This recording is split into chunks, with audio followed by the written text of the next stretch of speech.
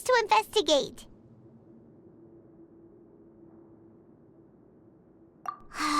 Whatever. Just be sure to wake Paimon if she dozes off. Paimon's worried something might happen if you go alone. Huh? Traveler? Did you fall asleep already?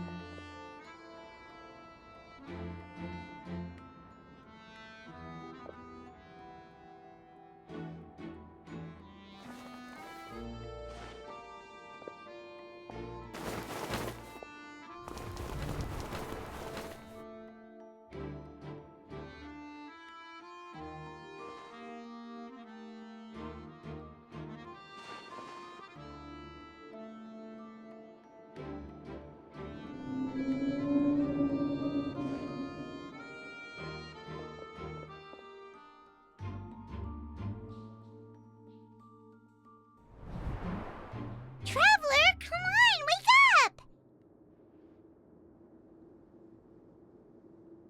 Oh, it looked like you were just peacefully sleeping to Paimon.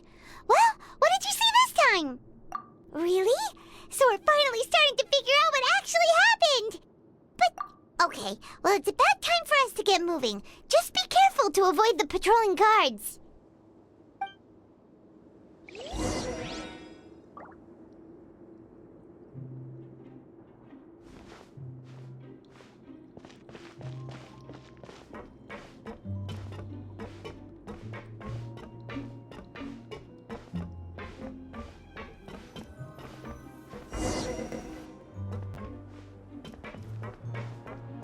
Shh! Careful!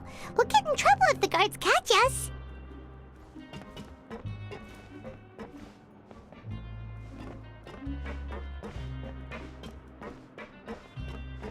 Uh-oh! They spotted us!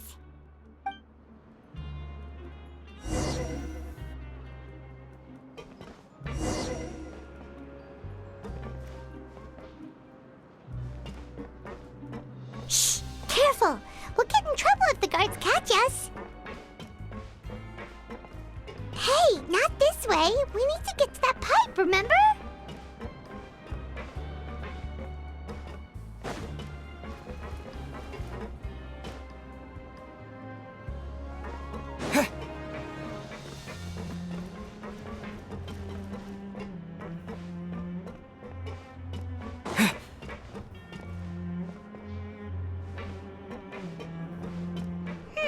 This should be the place.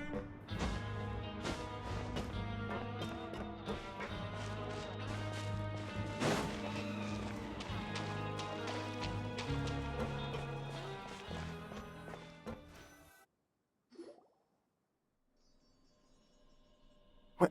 I know you. You were the ones we saw. Huh. You've got guts showing up here. You know who we are, right? You'd better leave now. Ain't nobody coming here to save you. What'd you say?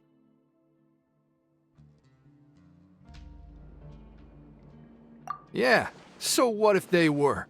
If you push us, we can make those rumors a reality at any time. Hey, what's the point of all those rumors anyway? What exactly are you trying to do? I don't have to tell you anything. If you turn around, go back to the dormitories and act like you never saw anything, then I'll pretend that you never showed up here. Yeah, scram. Nothing worth seeing here. Huh? What did you say?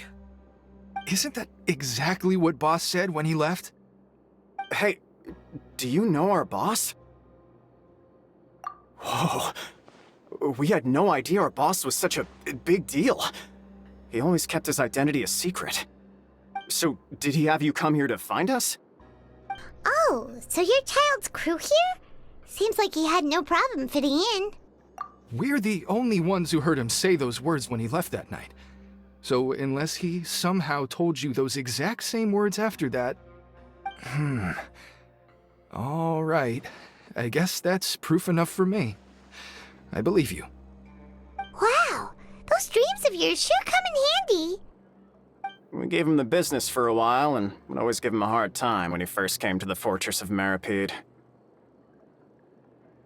But here in the fortress, the strong will always earn respect. He was working the longest hours and racking up wins in the Pancration Ring. You could always see how amazing he was, even when he was teaching us a lesson. So eventually, we all decided to follow him.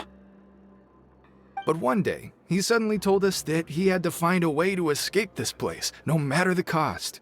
He said it was because he heard that call again. And as his crew, if the boss wants something, then it's our job to get it done. So, we got to work, and used the hidden rules that were here to make up and spread the rumor about the cannibal rule. We just wanted to give him a better chance of escaping on a night after the pipes had been cleaned. Oh, thanks to your rumor, nobody would want to come anywhere near here, prisoner or guard. Wow, it sure is easy to exploit people's fear of the unknown. But has a child already escaped? Why are you all still coming here after pipe cleaning day? Because as far as we know, the pipe he went into isn't actually an exit. It should be a dead end. It leads to an abandoned factory area, and even if there were a way to escape from there into the sea, we're still way too deep. No one could ever reach the surface alive. But Boss still insisted on going in. It's like he was obsessed about it. So we told him that we'd pretend as if he never existed while he was gone. And that if he wanted to come back, he should wait for nighttime on a pipe cleaning day. That way, we could meet him here and help cover the whole thing up. So you come and wait here through the night a few times a month just because of that promise? Yeah, but it's been so long now. We already know in our hearts that he must have managed to escape somehow. Is it also possible that something unfortunate happened to him? Nothing could ever defeat Boss or slow him down. It's one thing we know for sure. Okay. Paimon was just brainstorming possibilities. All right. Keep quiet and follow us.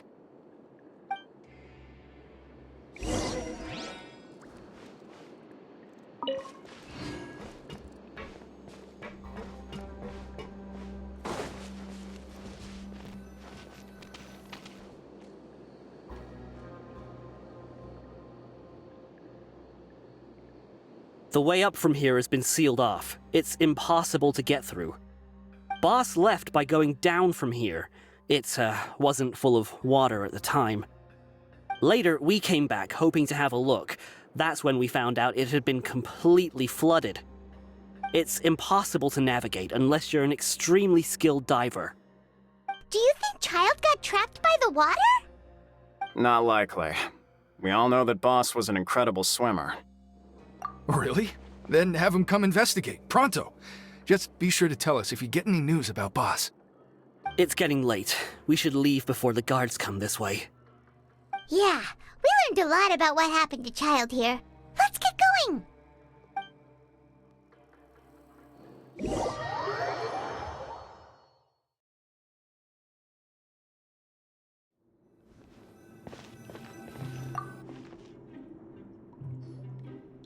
Whew.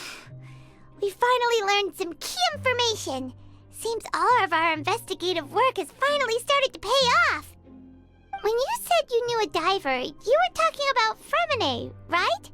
If we ask Linny, he'll definitely have Fremine help us. Ugh. Why is Child like this? What was he doing going into the pipes? Not making our jobs easier, that's for sure. Fortunately, though, it seems like it's only a matter of time now before we find out what really happened. Now that we can finally relax, I'm starting to feel super sleepy. Let's try to get some rest while we still can. Nighty-night, traveler!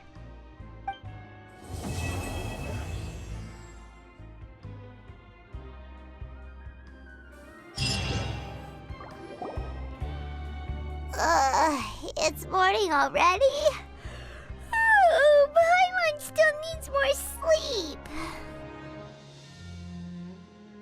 Huh? Wait, look over there. Isn't that... It's one of Linny's cards. Let Paimon see what's written on it. Maybe you haven't heard, but today is the monthly free day. Everyone has the day off today, which makes it the perfect time to do some investigating. It's been a while since we last talked. Have you been making any progress lately? Let's meet at our usual spot in the factory area before lunchtime. I have new information. Ooh, today's our lucky day. We have the day off. From the sound of it, Lenny's been making progress with his investigation. Wonder what he's discovered. We still have some time before we meet up. Let's talk with the people here for a bit more before we go.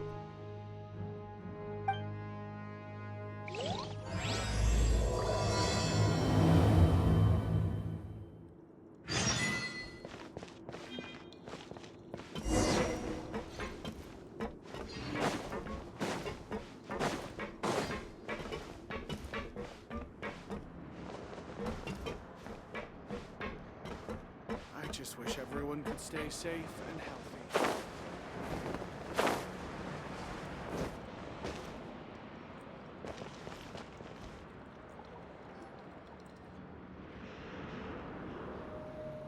Look, there are some people talking over there. Let's listen in on the conversation.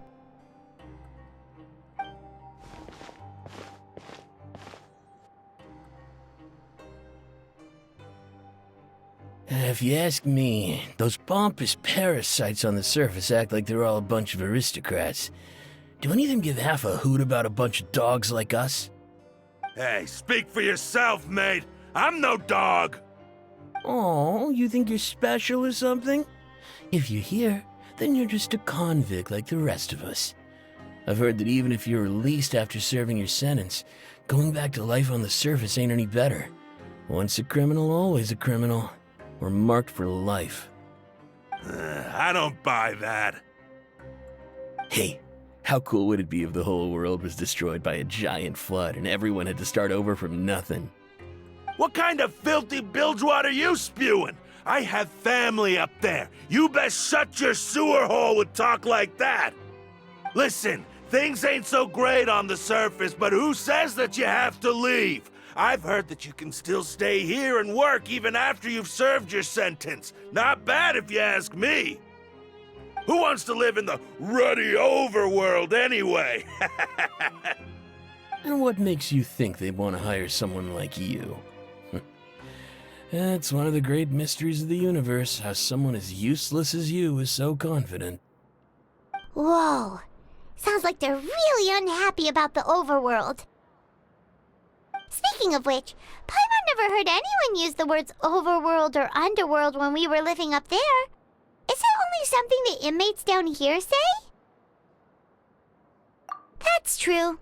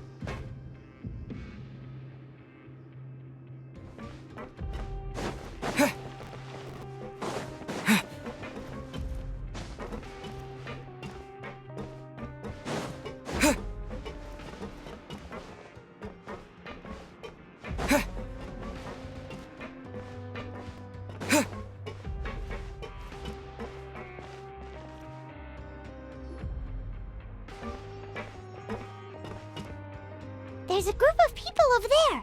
Let's go listen in. So I said, that's not a faucet. Hey, who are you two? Why'd you come over all of a sudden? Oh, sorry for eavesdropping. Sounds like you were talking about something private. What's the matter? They're just looking to join in on our fun, that's all. Hey, don't pretend like it's okay for them to just interrupt us like that. Fine. You're lucky we don't mind extroverts that much. You hear that, Quisto? We're nice! Your expressions tell me you're looking to hear some juicy info, am I right? But before that, it just so happens that I know you two. Really? Are we that famous? You're kidding.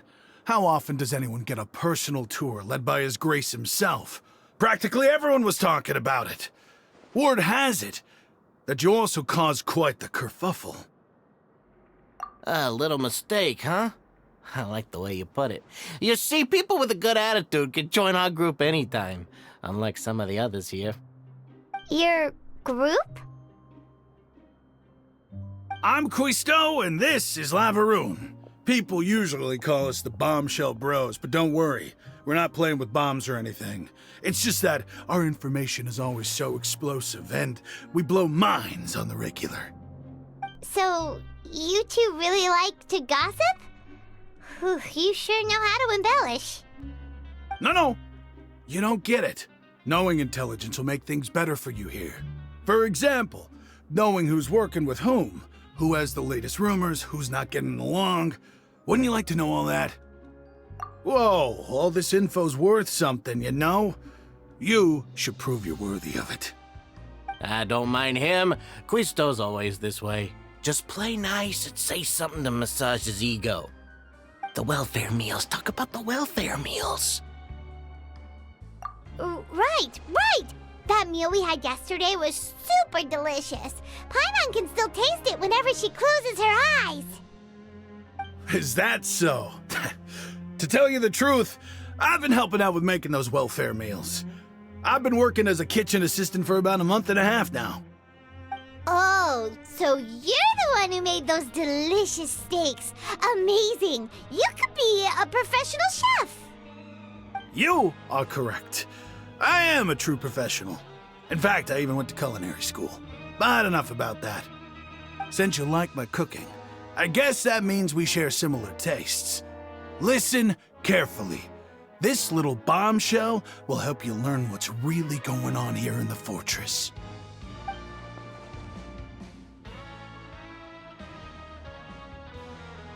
Listen, kids. The power structure within the fortress is quite complicated. The overworlders couldn't care less about us down here. We're basically dogs to them. You've already met the one person here you should never cross, the Duke, Risley. He knows more than you think. And if he doesn't care about something, then he often doesn't bother dealing with it. Those who have the Duke's attention get all kinds of special perks, even better treatment in the infirmary. I know who you mean. It's that Jurier character, right? I don't think there's anything useful about him at all. Why does he visit the infirmary practically every day? Is it normal for anyone to be going in and out of there so often? If you ask me, he's just faking it to get out of work. But did you know that Jurier was a talented researcher from the Fontaine Research Institute before he came here? There's no denying that. I don't care if he was a researcher that could turn dirt into Mora. Once you're in the fortress of Meripede, you're just another inmate like everybody else.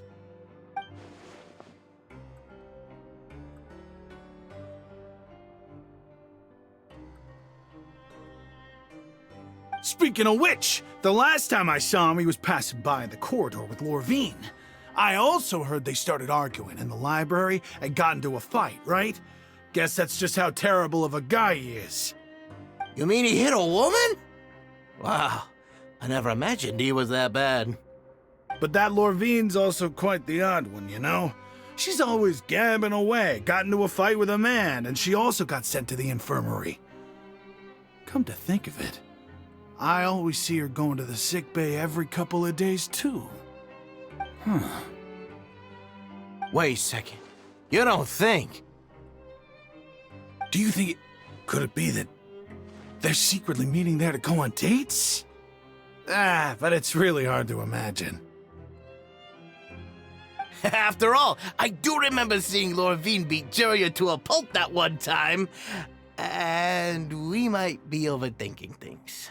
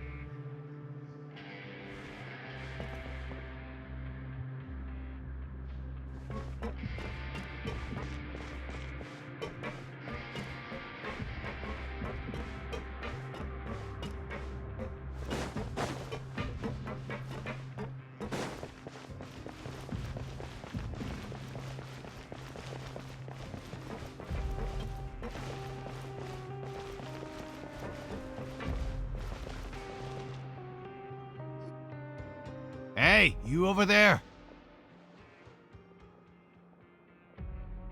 Yeah, you. Say, do you like playing card games? You know, like Genius Invocation TCG?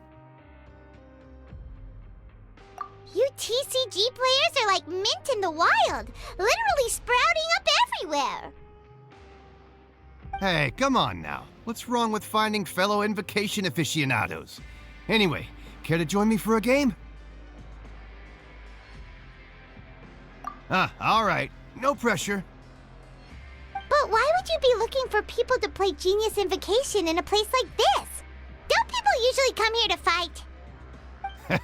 Whether you're throwing down cards or throwing punches, it's all a competition, isn't it? It's all the same in my eyes. There are lots of card players here in the fortress. When I saw you, I immediately thought, hey, even outsiders from other nations play cards. So I came over to say hi.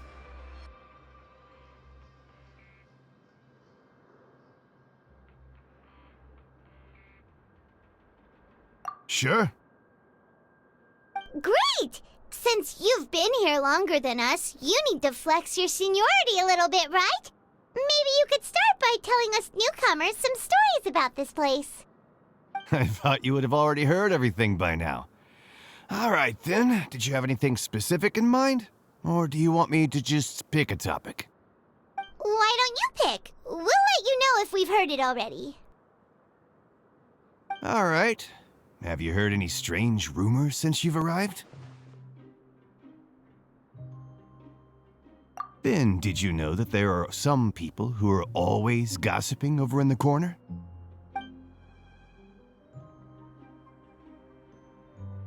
Yes, so you've already met those two. They're quite a pair. They always keep an eye out for the latest happenings and gossip about everything. I've never seen anyone with more time on their hands. I heard that they used to be a chef and a bartender before they were sent down here. You know how bartenders are, always chatting with customers. And chefs love to pass the time just hanging out when they're not cooking. Good to know. Do you have anything else to tell us? Let me think. Sounds like you want to hear something a little more tantalizing. Oh, did you know that the Duke was also a convict in the fortress of Meripede before? Huh? Wait, are you serious? That's right. The Duke was an inmate just like you and me. Seems he was exiled here for committing some crime.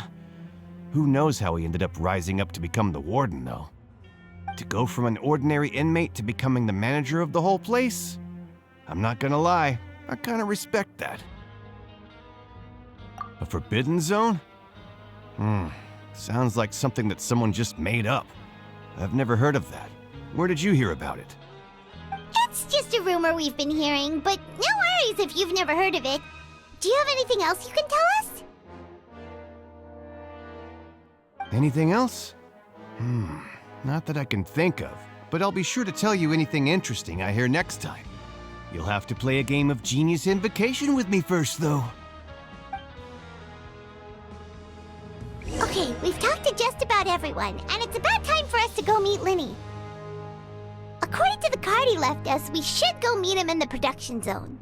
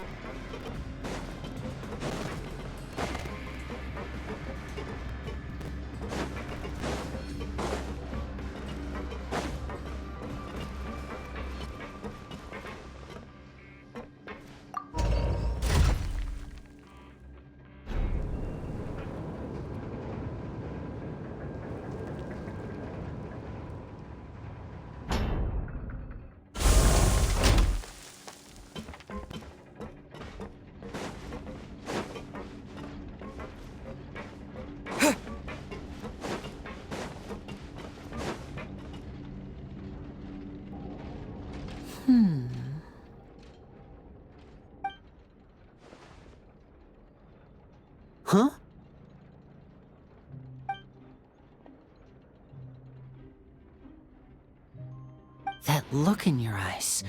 You found something? Hey, this is no time to be modest. Just tell him we found a boatload of information. Oh, as expected of the legendary duo, you have my full and undivided attention. Huh. I'd have never guessed that myself. The rumors swirling about this place are unreliable after all, and Master Child probably went missing because he found a way out. He is a harbinger after all. I suppose he's much more resourceful than I initially gave him credit for. Unfortunately, this isn't enough for our final report to Father. We need to find out Master Child's exact whereabouts. Father told me that even though Master Child said he was just coming to Fontaine for a vacation, he actually had some personal reasons. His agenda might be linked to his disappearance. His escape route is already flooded, so we'll have to task someone with professional diving skills to chase after him. Well, when you put it that way, it's obvious that only Fremine would be up to the task. Bingo! Is he around? He's working today. Coming here as a group would have attracted too much attention. I'll talk to him about it later. It's the least I can do. We're all in this together, so it's only fair for us to fulfill our end of the bargain. Honestly, I'm far more impressed by you guys managing to collect all this information right under Risley's watchful eyes. Collecting information has always been our strong point. Now, let me think. To find out more information, Fremine will have to retrace Master Child's original route. And if he's to do that, he'll have to set out on the next pipe cleaning day at the earliest. That's 6 days from now. And after that, he'll probably take another 2 or 3 days to return. You can even estimate how long it'll take for him to get back? We've been working together for a long time. We know each other's capabilities like the backs of our hands. Traveler, what say you to meeting here 9 days from now? We'll be able to pick up Fremine while we're at it, too. Oh, and there's just one last thing we'd like your help with. Though we can just sit back and wait for Fremine's report on Master Child's whereabouts, we still need to make more progress on the investigation of the Forbidden Zone. Fremine's no master of disguise, Lynette's still working on getting intel from the other areas, and I'll need to spend some time helping Fremine prepare for his diving mission. So, you are the only ones we can count on. What do you want us to do? Will it be hard? Well, I won't call it easy per se, but I think you'll be able to pull it off. Listen carefully. You'll need to find an excuse to get into the infirmary and investigate the room and environs. You've mentioned several sketchy-looking people always meeting at the infirmary earlier, so it probably has something to do with the secret we're hoping to uncover. You've already met the head nurse, so she'll be less suspicious of you. Investigate the internal structure of the infirmary and any active dealings within, and pass those on to me alongside anything else you're able to discover. But also, there's no need to take risks. Don't forget, safety always comes first. No, when it comes to intelligence gathering, I'd never consider you to be an amateur. Didn't you say it yourself? It's always been your strong suit. I'll believe anything as long as it comes from you. So, please prove your prowess to me once again. All right, then we'll head out as soon as we finish our prep. Let's go our separate ways for now then. Don't forget, we meet here again in 9 days. Stay safe.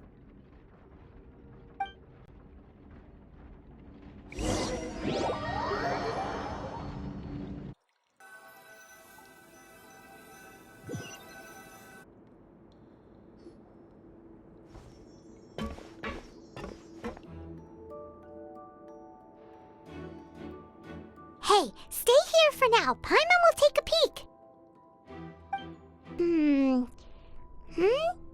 There seem to be several people inside.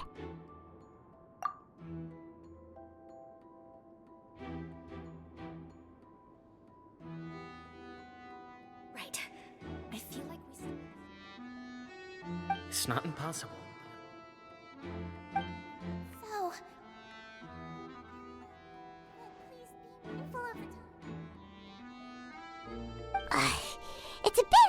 understand them from here. So, why don't we just try to talk to them in person? Let's go as soon as you're ready.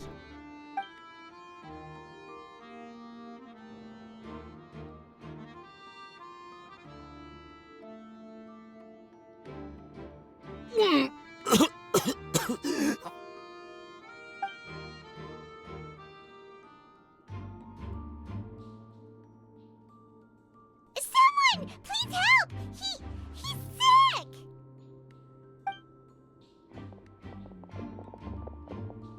Whoa, are you okay? Oh my! What's wrong, little one? There's no need to panic. Take a deep breath before you begin. The traveler started complaining of a stomachache, and then nausea, and then collapsed onto the ground. Paimon doesn't know what to do! Freezing limbs, twitching fingers, and pale complexion? Could it be poison? Let me take a look. Please, lie down over here. Don't worry, I'll get you to the bed safely. Here, hold on to my shoulder and walk slowly.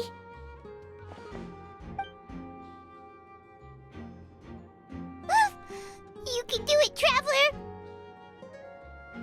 Don't apologize. You're sick after all. Now, please relax. I'm just going to do a preliminary checkup on you.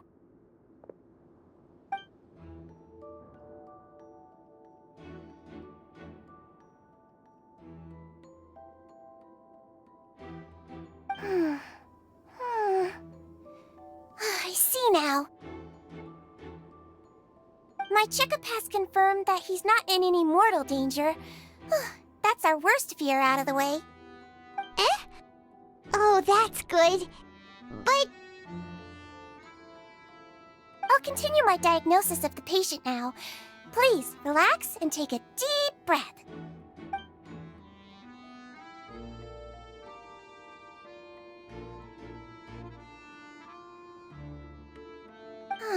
Don't sense serious damage to your organs either.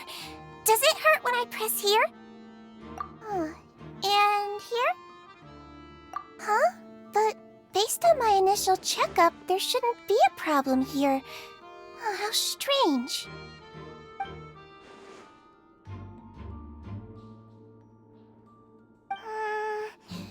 What about here?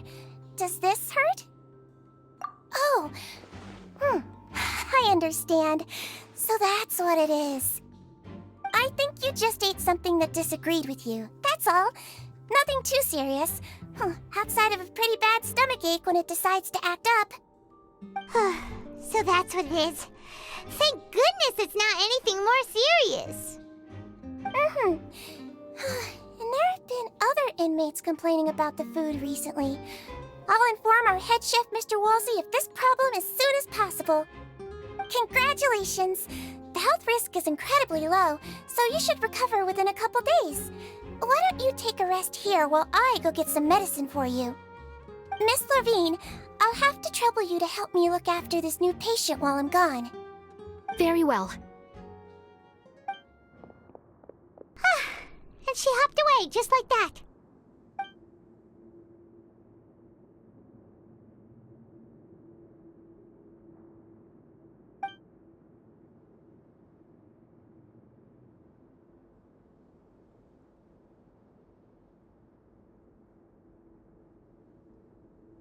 Hello. So how are you feeling now?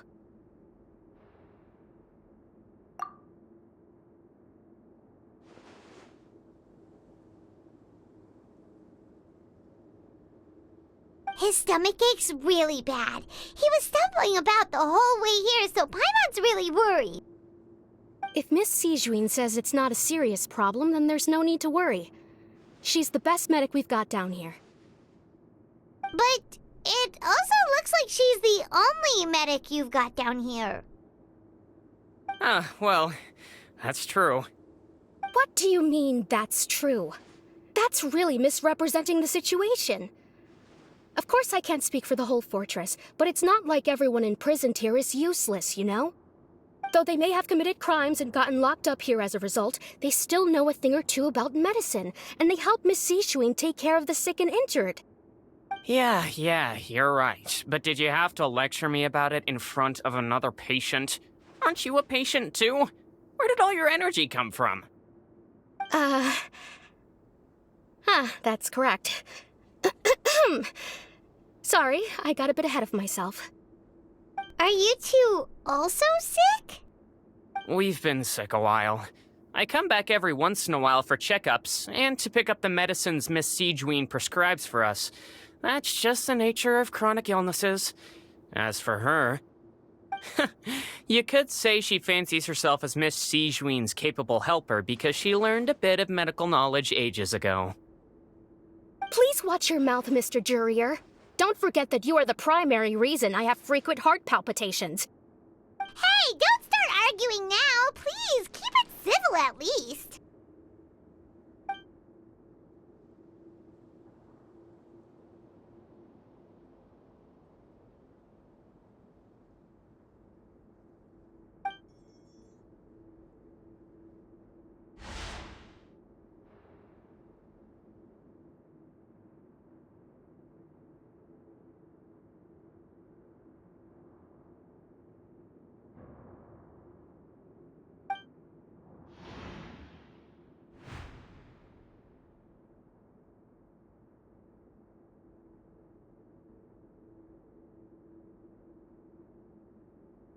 Hey! There's no need to fight!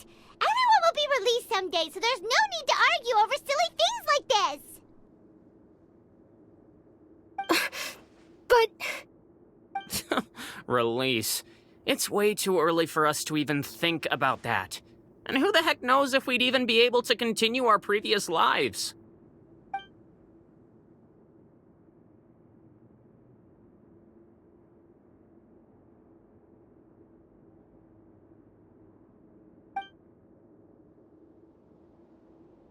Please allow me to end this boring and useless conversation. Oh, and Mr. Jurier, I don't want to see your face here again anytime soon. And same to you, Miss Lorvine. Anyway, that was more than enough rest for me, so I'm going to get out of this excessively noisy place. See you later, everyone. He just slowly walked off like that? That's just what he's like. I'm sorry you had to see all of that. I'm Lorvine, and that's... Well, his name is Jurier, but I hope you'll never have cause to remember his name.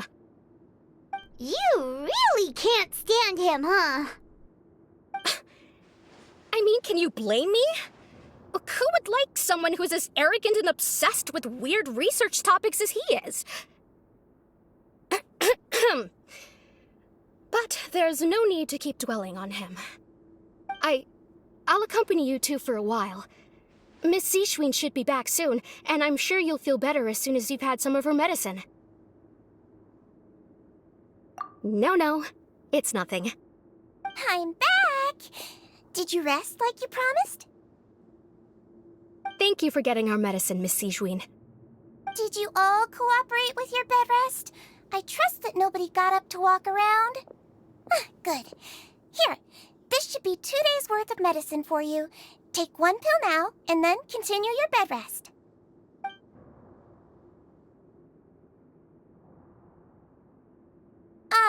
Miss Lorvine, I left in a bit of a hurry just now. Do you still remember if we discussed the color of the pill that you should be taking today? I remember. You said it should be yellow.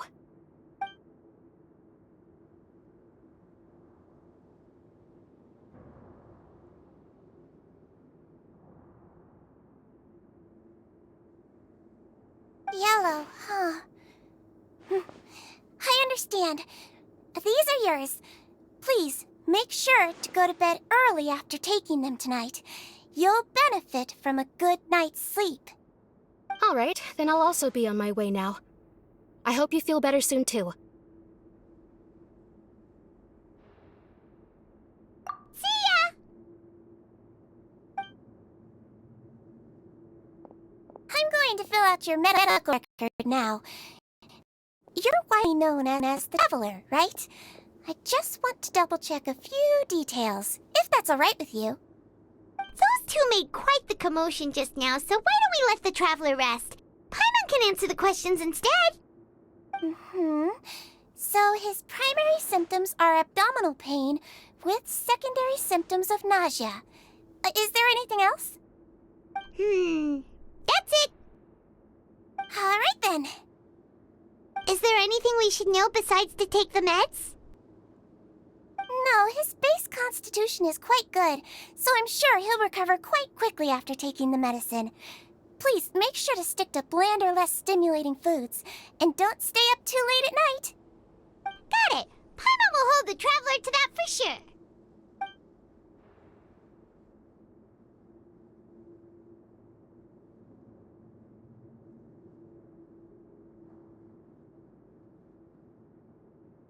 Oh, you're going to take a nap already?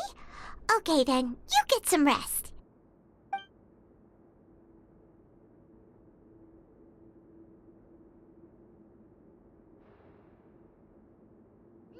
We've been to lots of places together. He may look a bit under the weather now, but he's actually super strong. Oh, so you're the best of companions. Well, don't worry, he'll recover soon.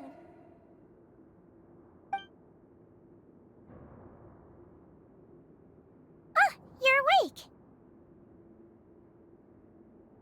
How do you feel? You slept for a really long time, but we never left. Well, now you can go back without a worry in the world.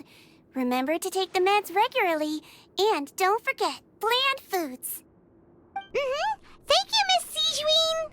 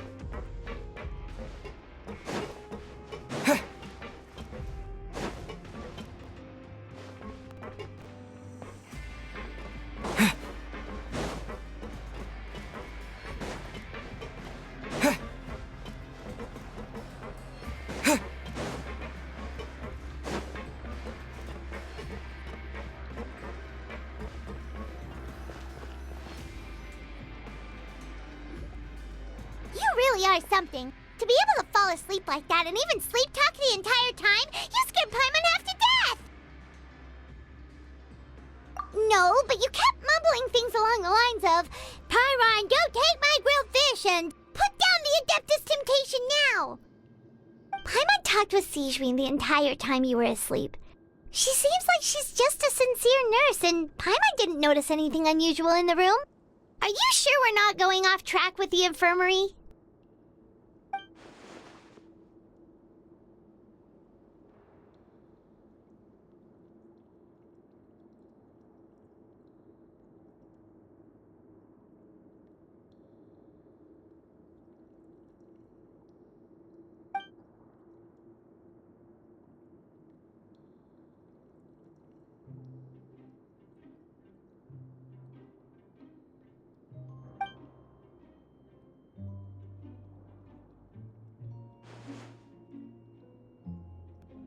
Whoa! You really are super thorough! All those tiny little suspicious things that Paimon didn't even pick up on! We've gotta give the info to Linny!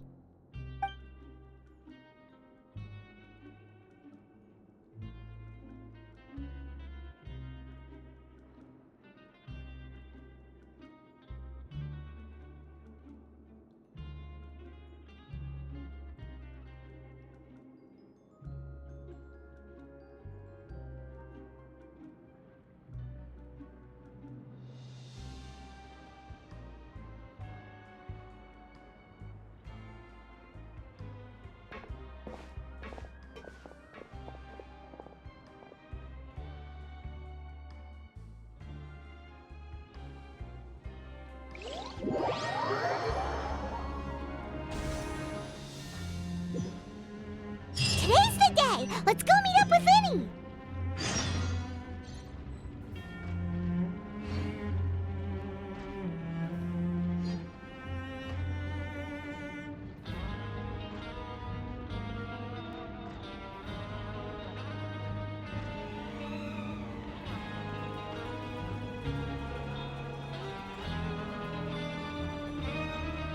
Learn the safety rules by heart.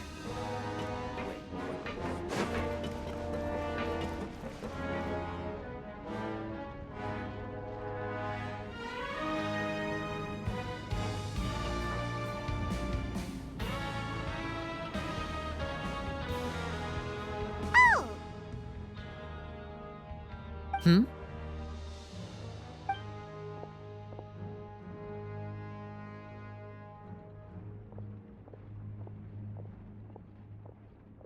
Did you two run into any trouble over the past few days? No, we just worked our shifts according to the schedule. Nothing weird happened. That's good. That means you didn't raise any suspicions when you infiltrated the infirmary. We've taken a look at the slip you've sent. Fremine successfully left the grounds via the pipes 2 days ago, and as of last night, Lynette has also infiltrated the infirmary after faking an illness. Wait, why is she getting involved as well?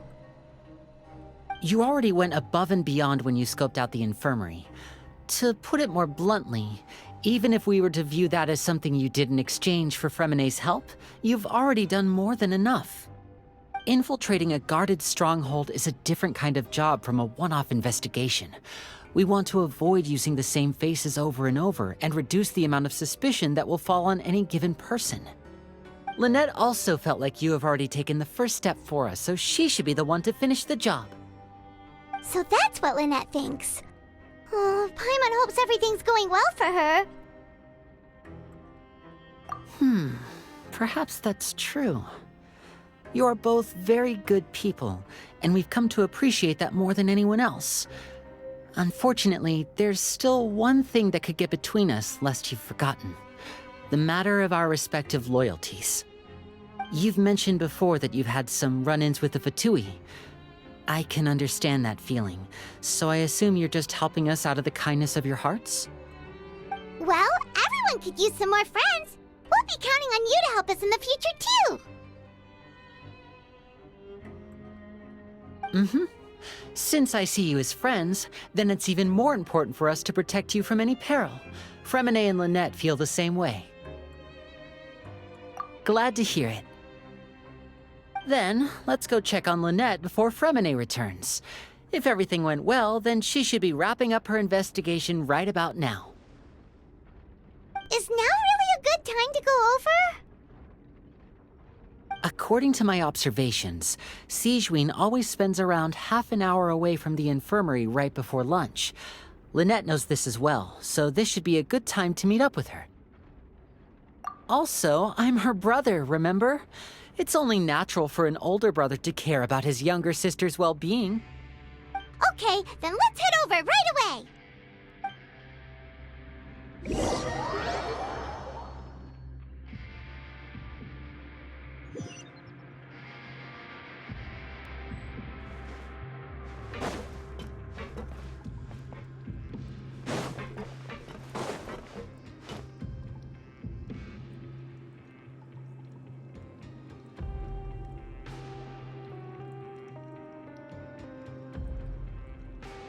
Kids these days, you just can't rely on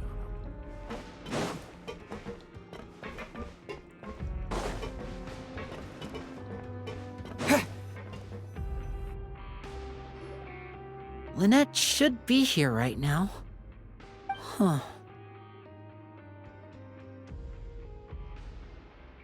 Strange. Lynette? As expected, Sigewinne isn't here, but why isn't Lynette here? No, Lynette rarely deviates from the plan. We agreed that if she were to make changes on the fly, she'd find a way to let me know. Unless... Let's see if there are any clues around here. We can look while we wait for her. Who knows? Maybe she'll be back Okay.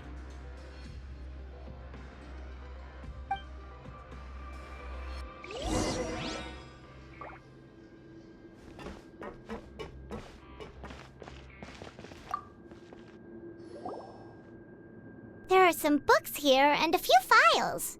They all look like medical records. Advanced nursing, how to raise the spirit of your patients, a quick guide to the psychology of emotions, and the meaning of laughter. These sure are some interesting books. Who knew Sijuin would be interested in these kinds of things?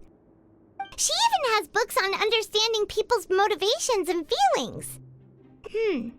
Is it because she's a Melazine? Or does she have a need to understand her patient's emotional state? Seems quite normal to me. These are skills that would come in handy for a nurse from time to time.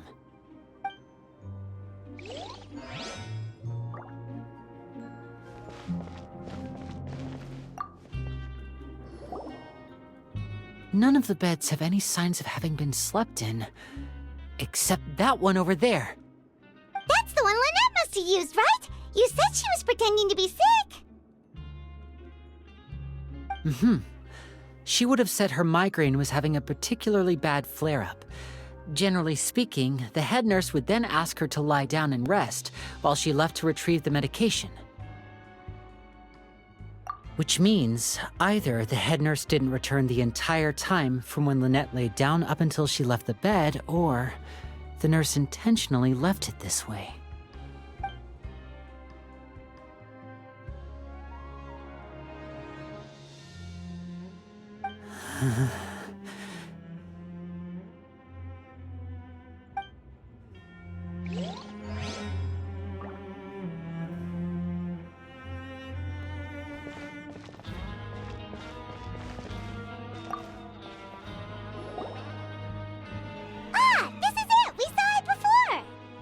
Wait, this thing?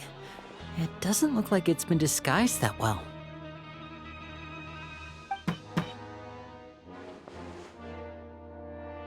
The space behind it is empty. From its size, I don't think it's an entrance that is meant to be taken apart. There's probably a mechanism around here somewhere. Could Lynette have tried to get inside? But if that's the case, she would have contacted me for sure.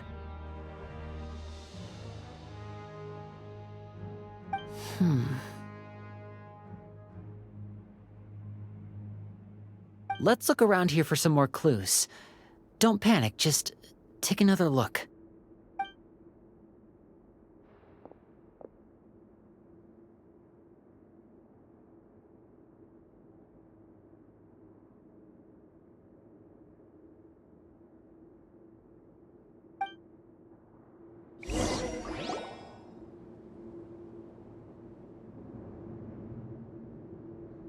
Hey, you guys, there's a slip of paper over here! A slip of paper? It's right over here, and there's a bunch written on it too.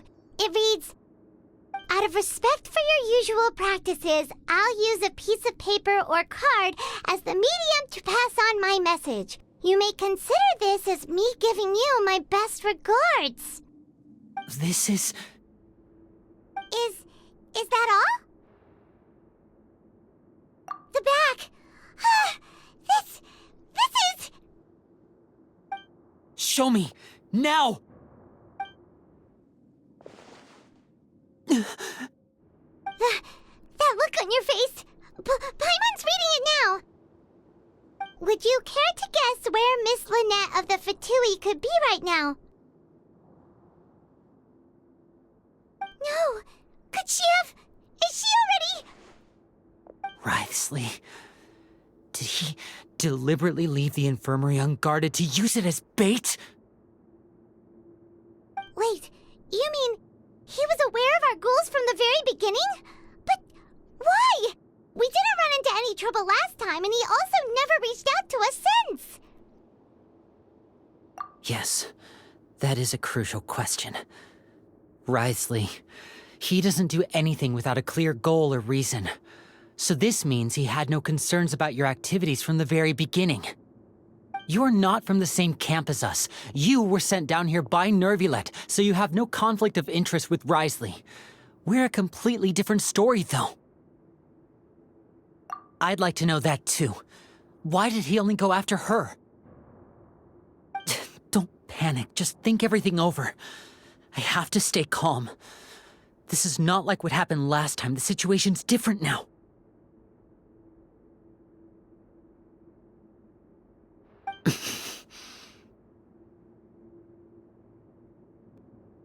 Wait, you're right. Wait, but that means...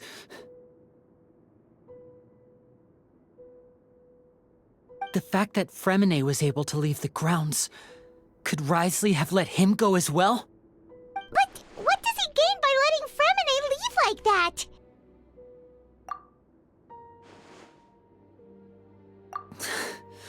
So he's challenging me and trying to provoke me, I'm sure of it. We never should have sent out Fremine. We had to go through all that trouble to find an opening to sneak him around the guards and into the pipe, and we even thought luck was on our side. If Wriothesley let him leave on purpose, then he's probably in a terrible spot now as well. Lenny's getting more and more panicked. We have to calm him down. Don't be like this, Lenny. Fremine wouldn't have left if we hadn't told you about Child. That was our fault. No. I'm the leader of this operation, and I'm the one responsible for this team. I was the one who failed to protect them. I'll go talk to Wriothesley. Hey, don't be reckless! Traveler, please talk some sense into him. I simply cannot allow Lynette to be abducted again. I have to go. I'll find a way to get them back!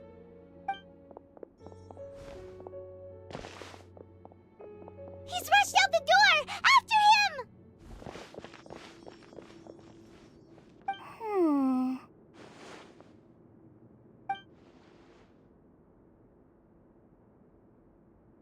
Right. I feel like we still have some room to make changes on these details. It's not impossible, but it'll require extensive testing. Is that so? Very well. Then please be mindful of the time. Huh? Is someone? Pack everything up. Whoever's outside is eavesdropping.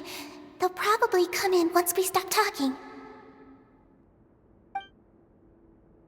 Someone! Please help! He's sick!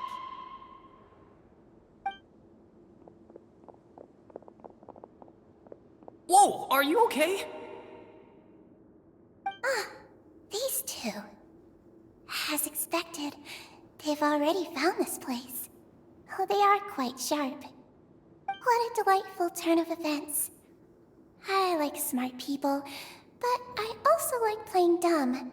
I like the feeling of being trusted.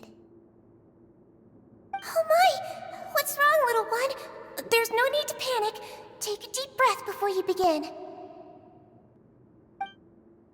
Being able to read human expressions is quite the useful skill. Lenny! Wait! It's no use. We have to catch up to him.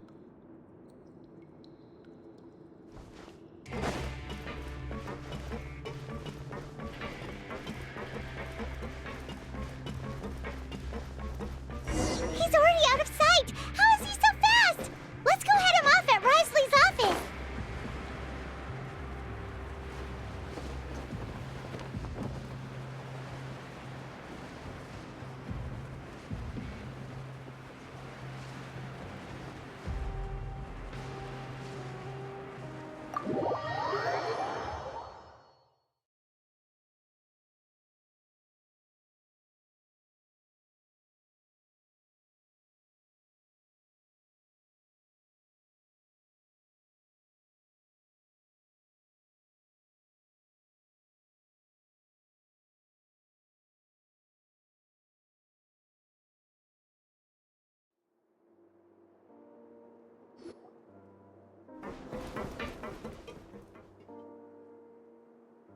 Come out and face me, Risley! Aren't we at an administrative office space? Why don't you at least try to follow even a couple rules from the fortress's indoor management regulations? What did you do to my sister? I ran into the young miss at the infirmary.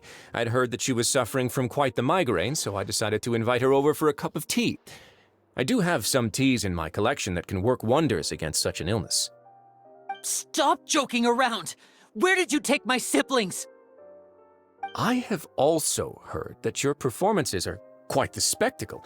Miss Lynette would sometimes enter a box filled with water, only to emerge the next second from another place altogether.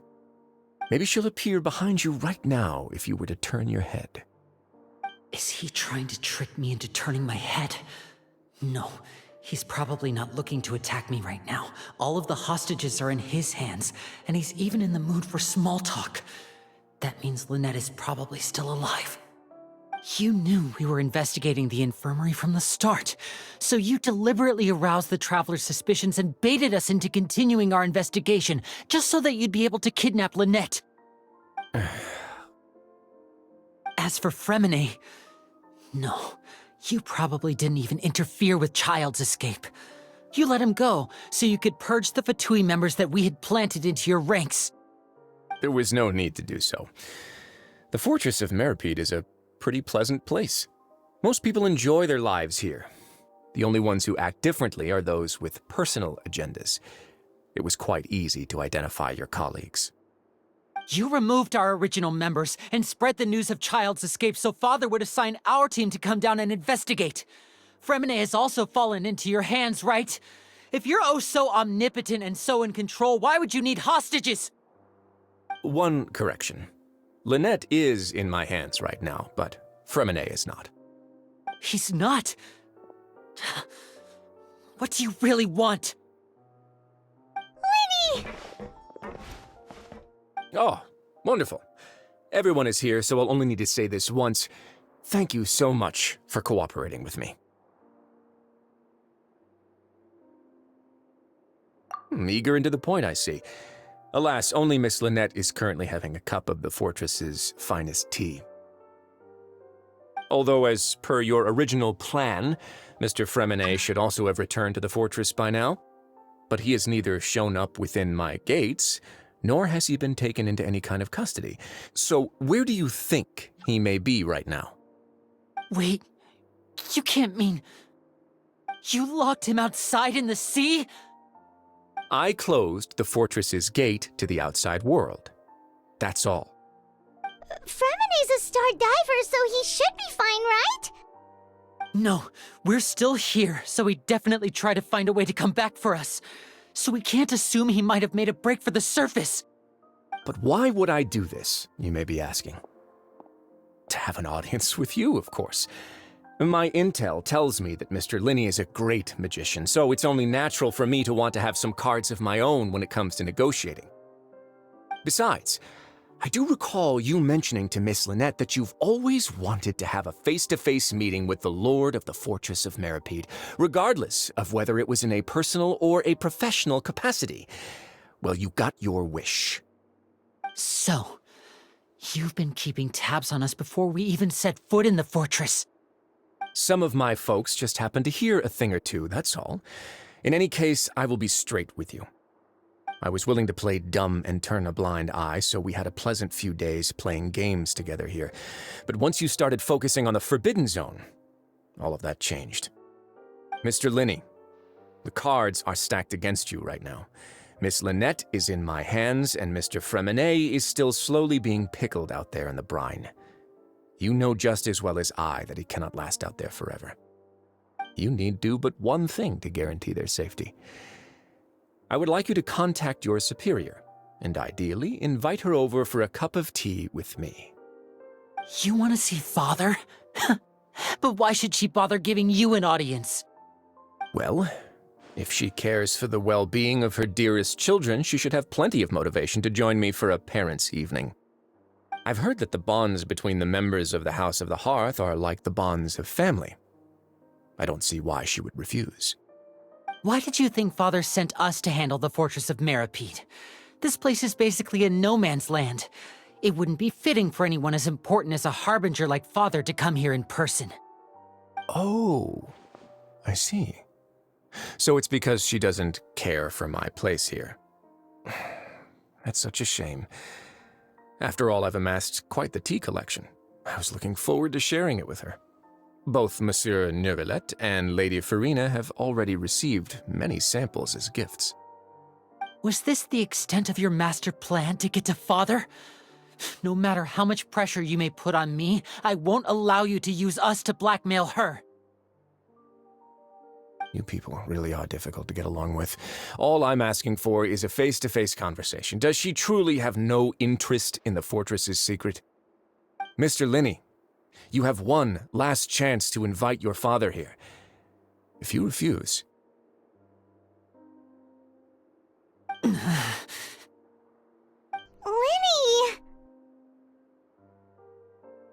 Instead of asking why I'm doing this, why don't you try to see things from my perspective for a second? From the very beginning, the Fatui has been actively infiltrating my fortress. I gave you a warning by cutting off the first few operatives I found, but that only caused you to double down. Had you given up on the fortress then and there, I'd have no reason to want to talk. Mr. Fremenet left the fortress on his own, and Miss Lynette tried to pry out my secrets right in front of me. No matter how you look at it, the responsibility for this falls on you. I shouldn't ask Father to do anything because of us. 6, 5... Wait, 2, 1. Time's up. It really is a shame, Mr. Linney. Risley! Negotiations have broken down. Please leave, ladies and gentlemen. It's time for my afternoon tea. Yeah,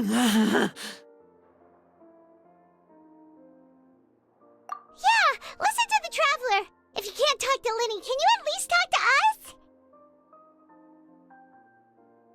You do realize that I'm only letting you go because of Neuvillette, yes? You're here helping him out, and I've already done my best to stay out of your way. But that doesn't mean you can just do whatever you want. The fortress may be small and remote, but it still has its own set of laws. Then how about this? Those who are capable deserve respect. You've spent quite some time investigating my home turf by now, so why don't you tell me a thing or two about what you found, I'll ask you 3 questions. Answer all of them correctly, and I'll agree to your request. Question 1. Regarding the hidden rules of the production zone, what is the truth behind the one about not being allowed to work for 3 days in a row?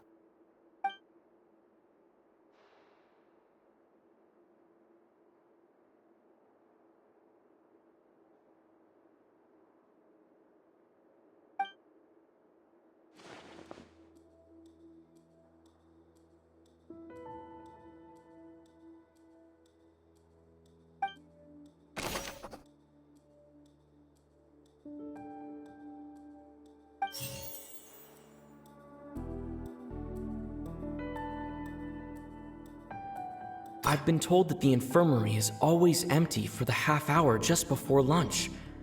But what could Sijuin be doing during that time? The Fonta promoter has been struggling because he doesn't recognize the real value of coupons.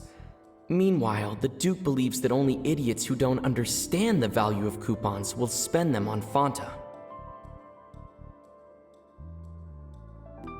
We often see Miss Sijuin observing the prisoners at work near the production zone.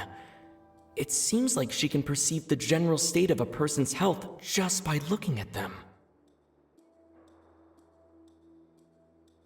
Fonta's internal report suggests that they're starting a new trial of an unnamed and unpackaged product. But the product has to undergo a trial because even Fonta's own employees have a lot of reservations about it. The research notes said that the Melusine race perceives the world very differently from humans. As a result, the Melusines have also developed a sense of aesthetics that appears rather strange and alien to humans.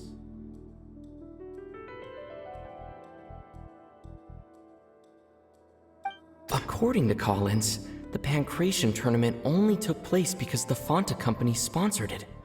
The company must want a return on their investment as well.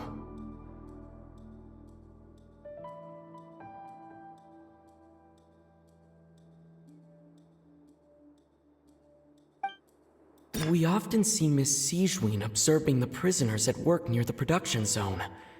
It seems like she can perceive the general state of a person's health just by looking at them.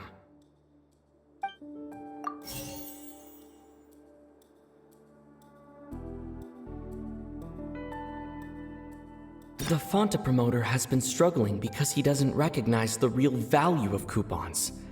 Meanwhile, the Duke believes that only idiots who don't understand the value of coupons will spend them on Fonta. Fonta's internal report suggests that they're starting a new trial of an unnamed and unpackaged product. But the product has to undergo a trial because even Fonta's own employees have a lot of reservations about it.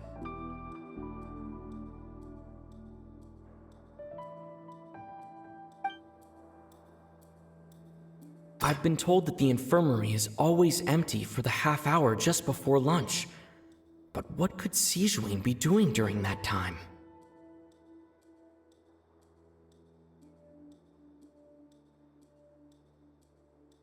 The research notes said that the Melusine race perceives the world very differently from humans. As a result, the Melusines have also developed a sense of aesthetics that appears rather strange and alien to humans.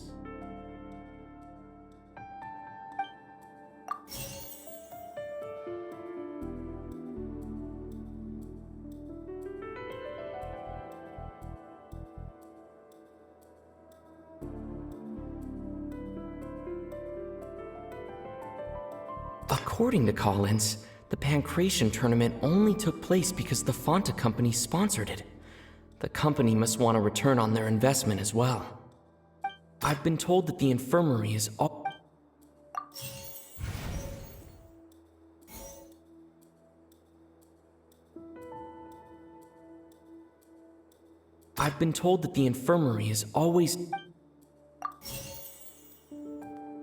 Fonta's internal report suggests the Fonta promoter has been struggling according to Collins, the Pancration the research notes said that the Melusine race perceives the world very...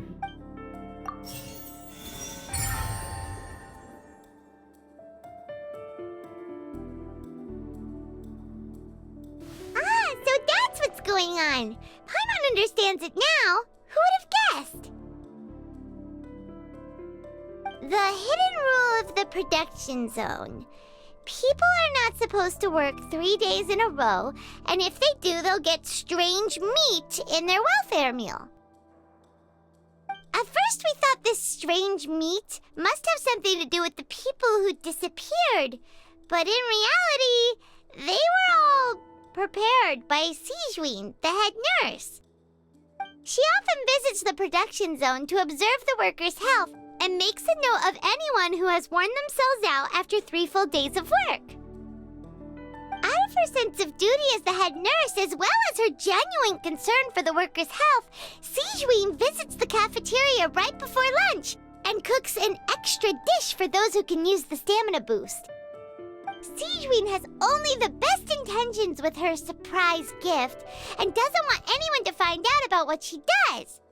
However, unfortunately, Melusines as a race perceive the world differently from humans, and their sense of aesthetics is even more alien to us. The recipients of her lovingly prepared special meals cannot taste the care within and usually just freak out. Are we on the right track? Not bad. You've uncovered Sijween's secret and even guessed her intentions correctly as well. It's nice to know that her efforts have not gone unacknowledged. All right, now for my next question. There are also some hidden rules in the Pancration ring, including the one that you're not allowed to support both sides of a fight. Why is that?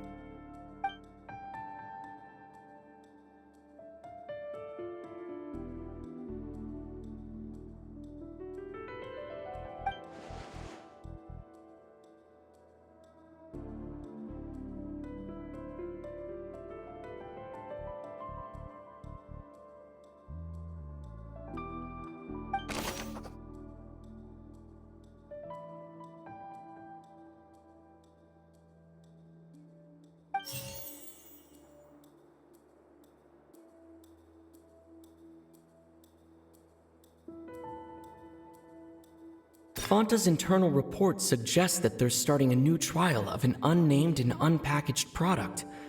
But the product has to undergo a trial because even Fonta's own employees have a lot of reservations about it.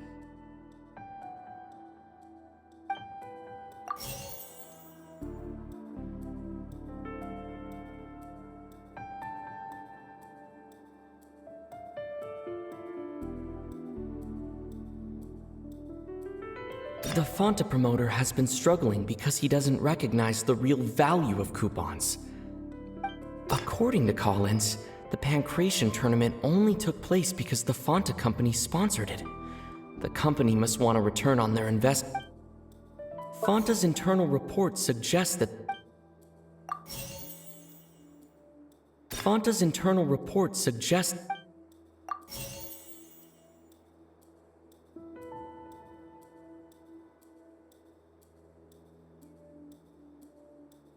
the research notes said that the Melusine race we often see Miss Sigewin. The Fonta promoter has been struggling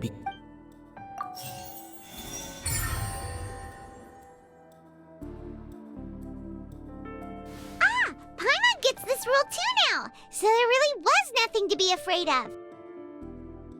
That hidden rule of the Pancration ring is about how, people are not supposed to bet on both boxers at the same time. And if they do, they'll receive a package containing a strange, blood-colored liquid.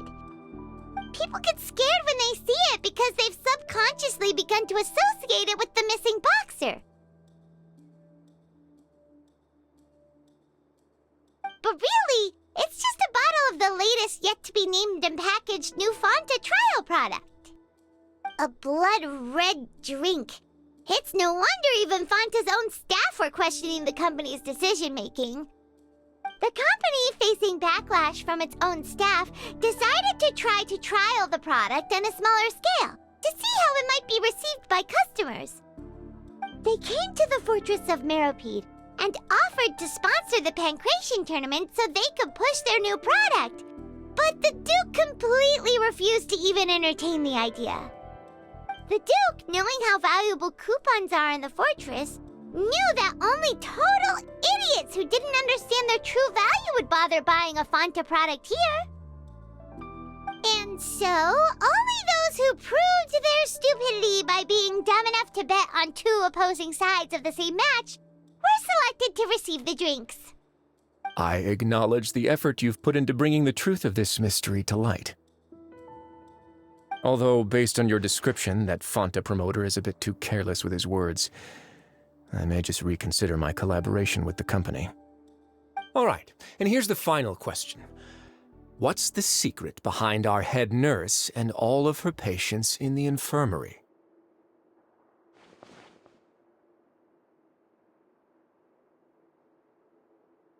Stop your cruel and pointless games, Risley! You know that we haven't finished our investigation, so there's no way we can answer the last question. The thought of sparing Lynette and Fremine never even crossed your mind. You'll pay for this! Ah! Lenny, are you alright? Oh, close one. I owe you, Sigewin. That was a fantastic shot. It was nothing, Your Grace. Sigewin? Though this gun may look like a toy, it's actually fully functional, as I just demonstrated. Sigewin... You... Not at all. I am merely a resident of the fortress, and thus protecting it is my duty. When Monsieur Nervulette asked me to come here, he told me that my job would be to take care of the well-being of everyone here. I am merely discharging my duties. But if you mean what you just said, then isn't Linny someone you should be looking after as well? Isn't he a resident here just like the rest of us? But I really am just doing what Monsieur Nervulette told me to do. Everything I did, I've done to protect them. Had I not, they would be in far more dire straits right now. His Grace knows it too, right? Your Grace? Mind proving my innocence to them? My dear Sigewinne, whatever shall I do with you? Would it have killed you to just wait another minute or two? Well, it's nearly time after all. The way you do things can be truly frustrating sometimes, Your Grace. I figured I should try to talk some sense into you. What are you talking about? What time? Take me if you want, but let them go. How touching. Can you just give me one more minute? Don't be like that, Your Grace. All right, everyone, calm down. 2 more visitors will be arriving any time now. I'll go get a cup of tea. Miss Sigewinne, I leave Miss Lynette in your care. You... What are you doing? I believe I hear footsteps.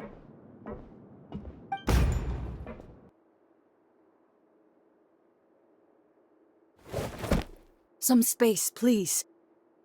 Ah, Miss Clarande. My door. Fremine... Fremine... What's going on? What is Clarande doing here? Work. I'm sorry about shooting you, Mr. Linney. The tranquilizing effect will begin to wear off soon. Please take it easy in the meantime, though. What happened to Fremine? Wasn't he diving just outside of the fortress? Why is he looking like this?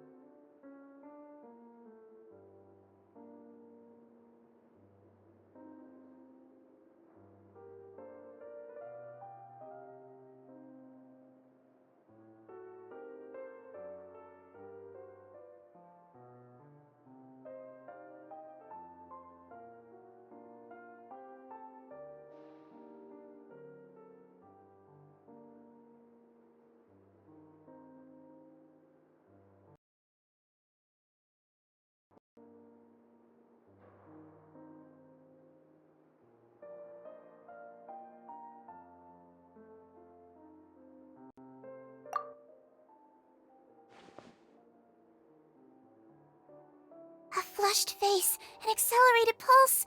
He must have consumed primordial seawater. What did you say? Please, make some space. I'll need to give Mr. Fremine a more thorough checkup. Your Grace, I'll leave the rest to you. I'll talk to Clarande while you get Fremine to where he needs to be. Everything else can wait.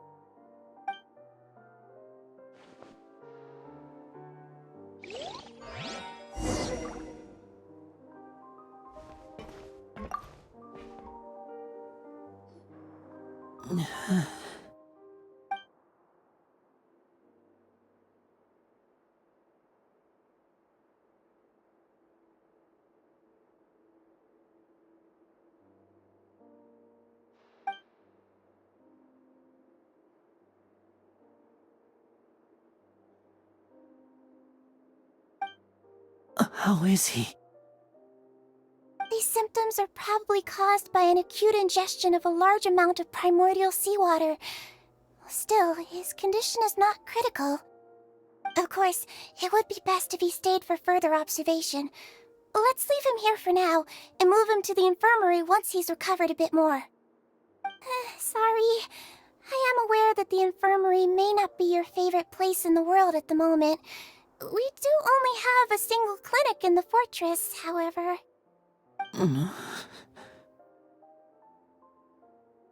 Why would he ingest a large amount of primordial seawater after leaving the fortress? How could that possibly happen? Please, look after Mr. Fremine for the moment. I'll go fetch some medicine and a respirator. Oh, I'll bring Miss Lynette back with me. Where is she? How is she right now? Oh, she just took a nap in an empty room after I tranquilized her. If my calculations are correct, she should also be waking up right around now. You might not believe me, but His Grace and I actually made some snacks and tea for her.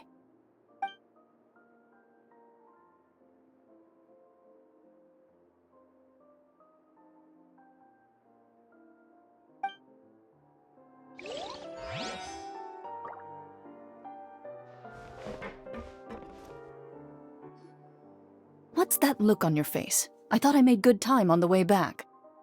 Oh, I'm just admiring your punctuality. Had you arrived just a few minutes later, Sigewinne may have been forced to shoot Mr. Linney again. How's the situation out there? The water has changed.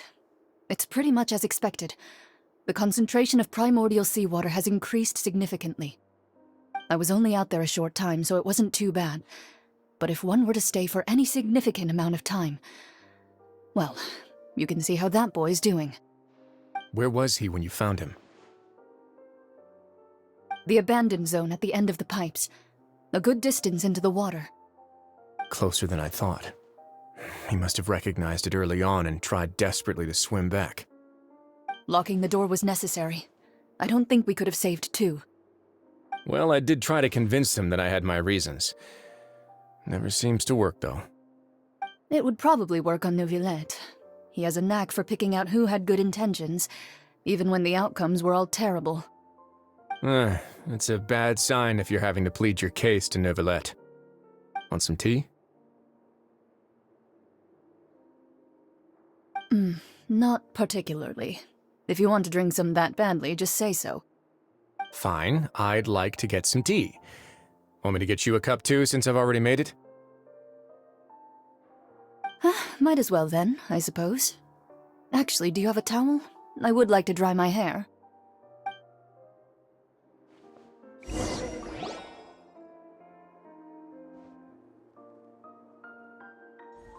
Linny, are you okay?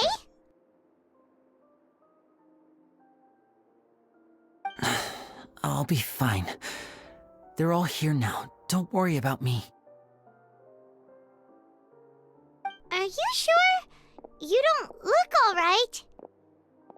My hands and feet are still a bit weak, but that's probably just the residual effects of the tranquilizer shot. I'm back, everyone. Lenny! Oh, Traveler, Paimon, you're here too. Fremine? Is he... He'll be fine. But for now, please help me lift him up.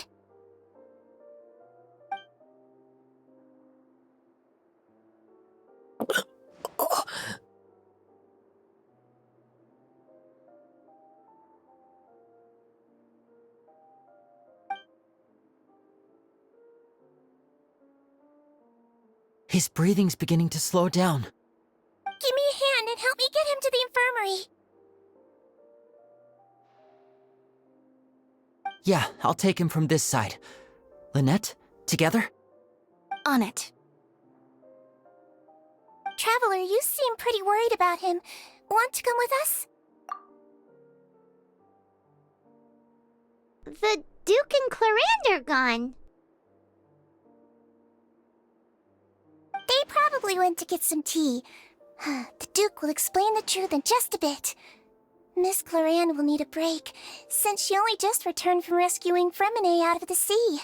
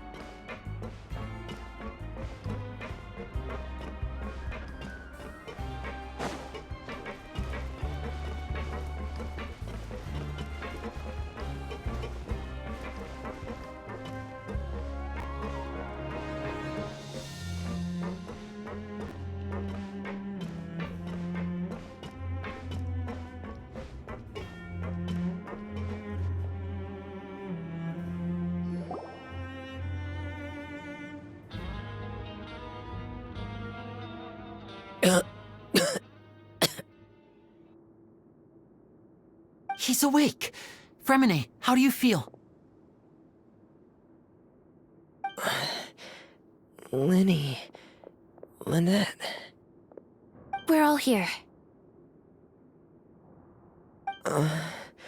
Where am I? The infirmary, at the Fortress of Meripede, Mr. Fremine, and you are no longer in any danger. How do you feel? Don't push yourself if you're not feeling up to it. Traveler. Paimon. It's been so long. The sea. There's something wrong with the seawater. Shh, it's okay. We can talk about it after you've recovered. No, listen to me. This is really serious. There's primordial seawater mixed into the regular seawater. I don't know why it's there, but no one should touch it. Pipes. Right, the pipes. It's all coming back to me now.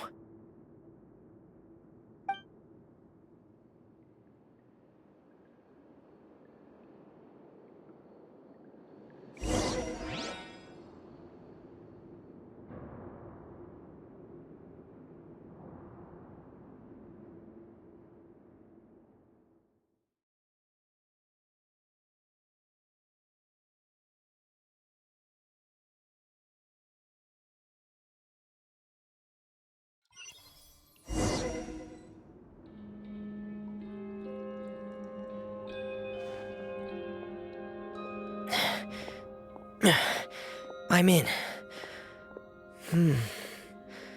Seems like this pipe hasn't been used in a long time. It looks abandoned.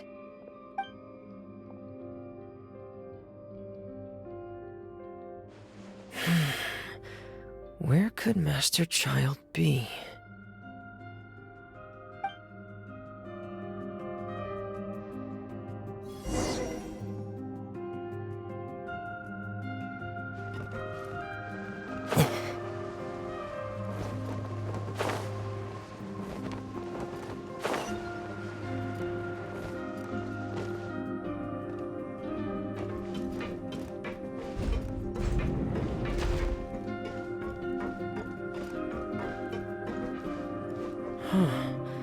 This mechanism looks like it's been tampered with. Could he have done it?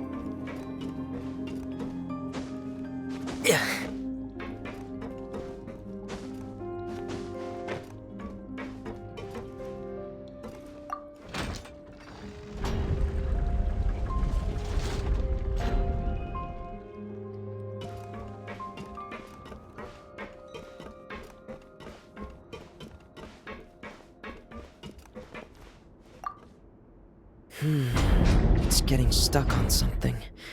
Seems like I'll have to avoid those obstacles while I turn it.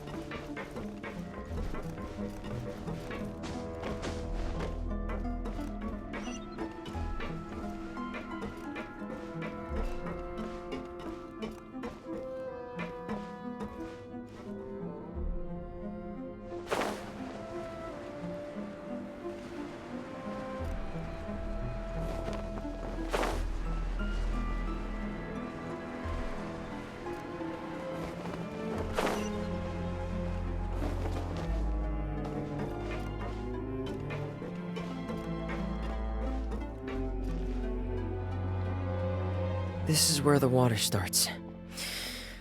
Okay. Master Child probably dived into the water. I'll go take a look as well.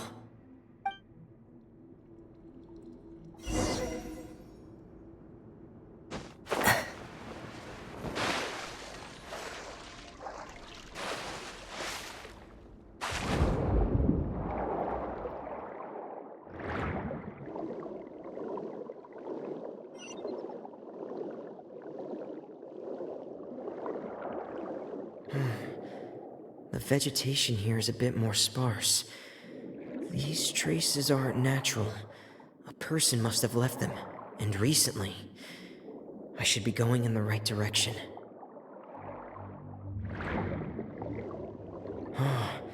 There are traces here too. I need to keep going.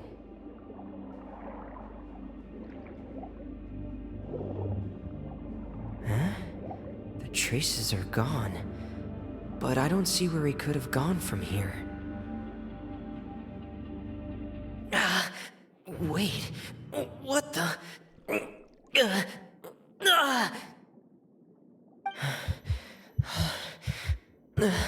My heart is racing, and it's getting harder and harder to breathe.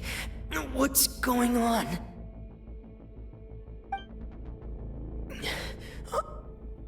No good. I have to get back. They still don't know anything about what's going on. If I turn back right now, I should still be able to make it.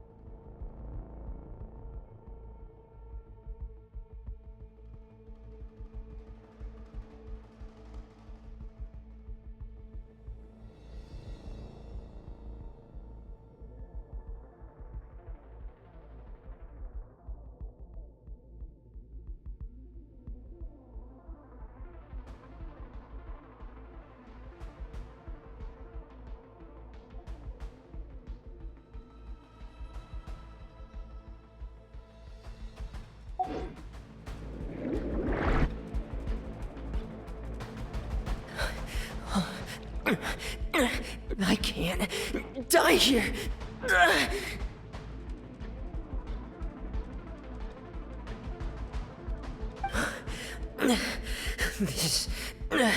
This is bad. I'm feeling worse and worse, and I'm still underwater.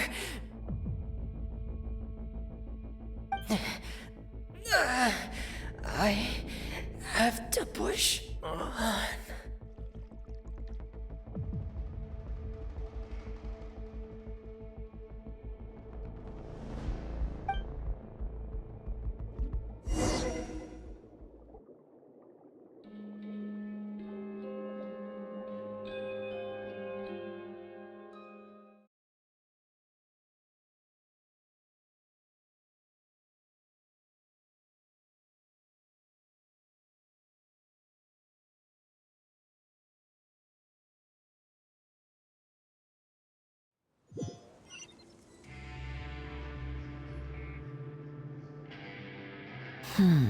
So, in other words, the trail you were following vanished, and you had no idea where Master Child could have gone, but there was also no obvious place for him to have disappeared to.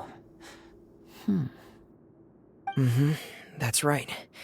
I tried my best to swim back, but I had already put some distance between myself and the fortress, and I just couldn't find the strength to keep going. I probably passed out some time after that, and you know the rest. Miss Clarande brought you back, but we also don't know why she just suddenly appeared at the fortress, or why she went out to save you. Miss Clarande, you say? I must go thank her in person. You're still too weak, Fremine. You can go after you've had some more rest. Miss Lynette is right. I believe Miss Clarande will stay here as a guest for another few days, so there's no need to hurry. A guest? Then I can assume Risley was the one who invited her to come down here? You should ask His Grace about that. He'll be able to explain better than me. Yeah, it's about time he actually told us what's going on.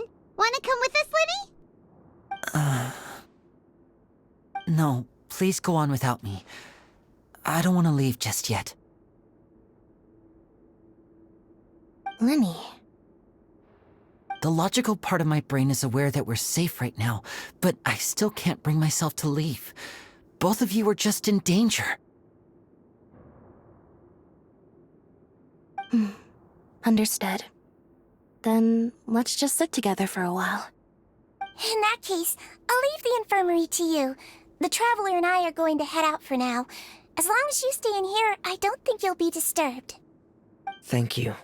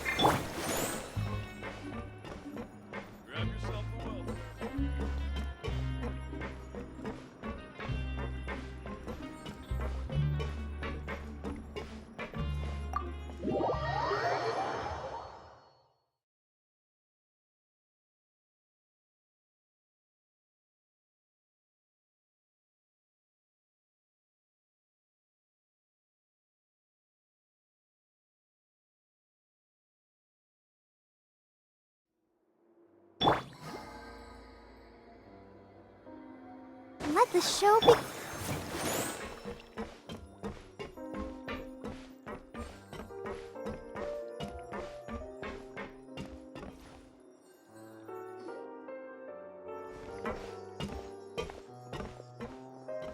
Excuse me! I take it Mr. Fremine's condition has stabilized? Of course! I wouldn't have left the infirmary otherwise. I've been expecting those two, but might I inquire as to the purpose of your visit, Miss Siegeween? I wanted to check up on Miss Cloran. How are you feeling? Mostly fine, I think. If you don't mind, I'd like to perform another quick physical exam. It'll just take a few minutes. All right. Thank you for looking out for me. I'll take my leave for now, then. Well, want to explain yourself, Risley? Of course, but I'm not partial to the word choice of explain. How about enlighten? Where should I begin? How about you start by asking me any questions you have? You can start with whichever one you'd like to get answered the most. Then Paimon will begin. Did you know about Lenny's goals from the very beginning? No. I just knew they were Fatui operatives sent to the fortress by the Knave. As for their specific goals, I only figured those out as you made progress on your investigation. You managed to monitor and stay ahead of them even though you didn't know what they were trying to do? They came here with ulterior motives. I'm quite adept at discerning what that kind of behavior signals. Initially, I thought their goal was just to investigate Child's disappearance. Linny suggested that I had deliberately let him escape, but in truth, I didn't really do anything special to help or hinder him while he was here. Everything he did, from finding helpers to leaving this place, he did on his own. Of course, it's inevitable that the Knave would make a big deal out of her fellow Harbinger's unexplained disappearance. I'm also quite curious about where that Harbinger went, so I figured I might as well let the Fatui do their own investigative work. All I care about is the answer. So you were hoping Lenny's group would just do your work for you! You make it sound like that's a bad thing. Unfortunately, things didn't go as planned. I assume that Fremine has told you already, the ratio of primordial seawater around the fortress of Meripede is on the rise. The Forbidden Zone has always been Lenny's target, and you got roped into that investigation after running into him. I began to intervene out of concern for your safety, and also to prevent the fortress from becoming entangled in more irksome matters. Are the rumors true? That you're also a former criminal? Now, why would you put it like that? Isn't staying here all day and serving as the manager of the fortress a kind of sentence unto itself? Another form of prison? I just happen to have some support from the rest of the inmates. That's all. Oh, right! Paimon wanted to ask, who invited Cloran down here? Me, of course. I paid her good mora to come down to the fortress for some field work. As a champion duelist, Miss Cloran could be considered to be an independent party. I needed to find an exceptionally capable person to help me get through the impending crisis. And saving Fremine was part of that crisis? You can think of it like that, yes. Credit where credit is due, that boy is quite adept at diving. Had conditions not been as hostile as they were, he probably would have found the missing Harbinger already. That's not something you should be asking after. Neuvillette only asked you to investigate Child's whereabouts. All I need to prove to you is that the Forbidden Zone had nothing to do with the Harbinger's disappearance. That should be clear now that you've spoken to Fremine. But we've already uncovered that there's something wrong with the infirmary, and we've answered a bunch of questions that you threw at us. Isn't it about time that you answer our last question in return? You make a compelling case. Do you really want to know the answer that badly? Yeah, Paimon really wants to know! Even if the truth may not be pleasant? Follow me.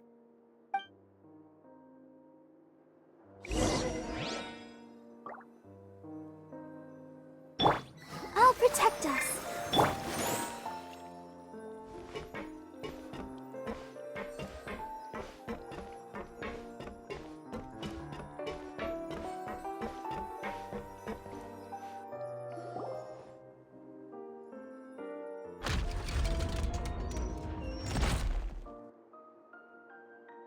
There's a hidden door here?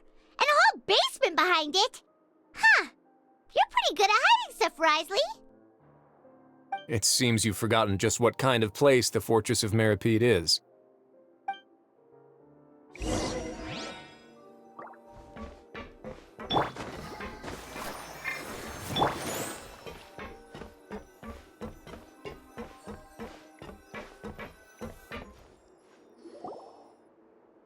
stand on the central plate. Wait, is there a secret mechanism or... Whoa!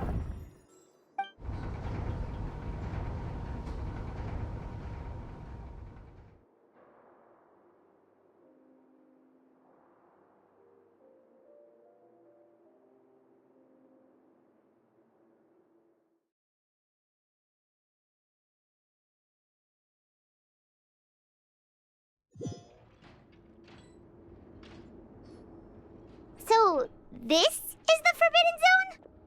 Honestly, for a place so well hidden, Paimon sure doesn't see anything special. What a huge door! There are 3 such isolation gates in total. Generally speaking, I'm the only one who's allowed to go inside. Hence the name Forbidden Zone. Am I correct to assume you're going to run on back and tell your little Fatui friends everything? Well, Paimon wasn't thinking of keeping anything from them. Well, I'd advise you wait until you've seen the whole truth of this place for yourself before deciding whether or not to tell them.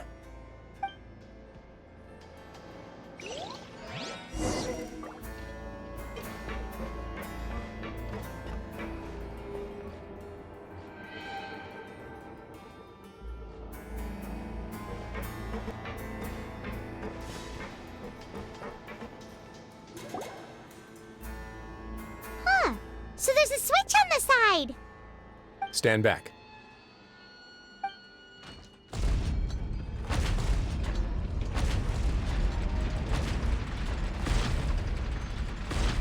Whoa!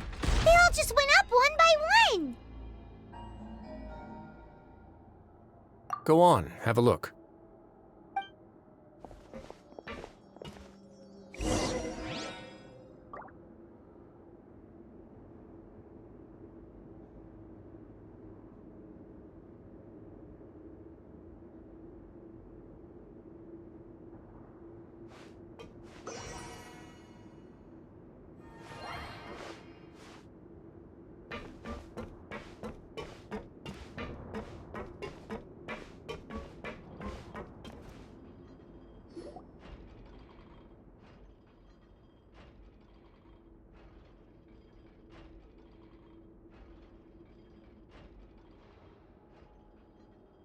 I've been interested in what lies beyond that gate ever since I assumed leadership of the Fortress of Meripede.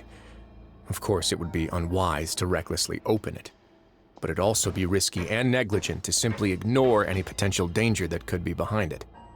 The readings on that dashboard have not budged since the day when I first laid eyes on this place.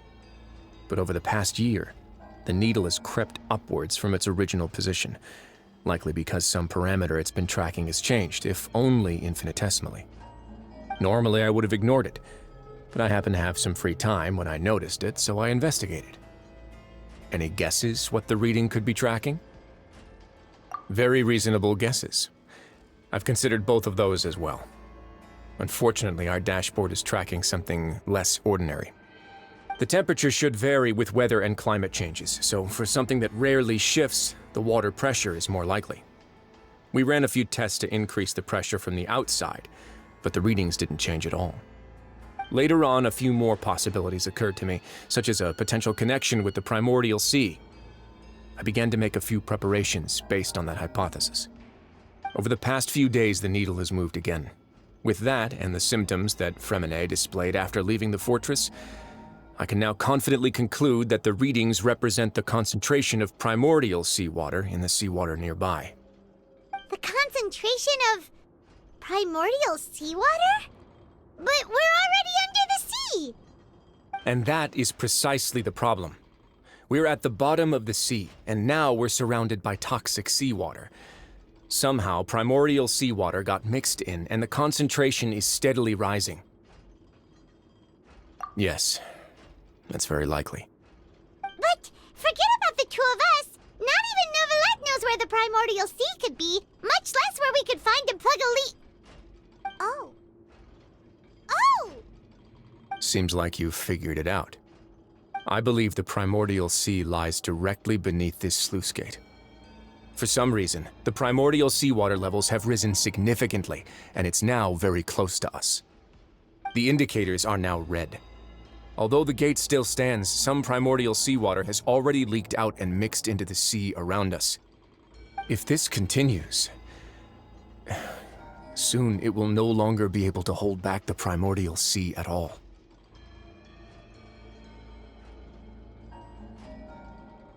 Yeah, you know what the legends say. If this place falls, then everyone in Fontaine will be turned into puddles in the span of a night.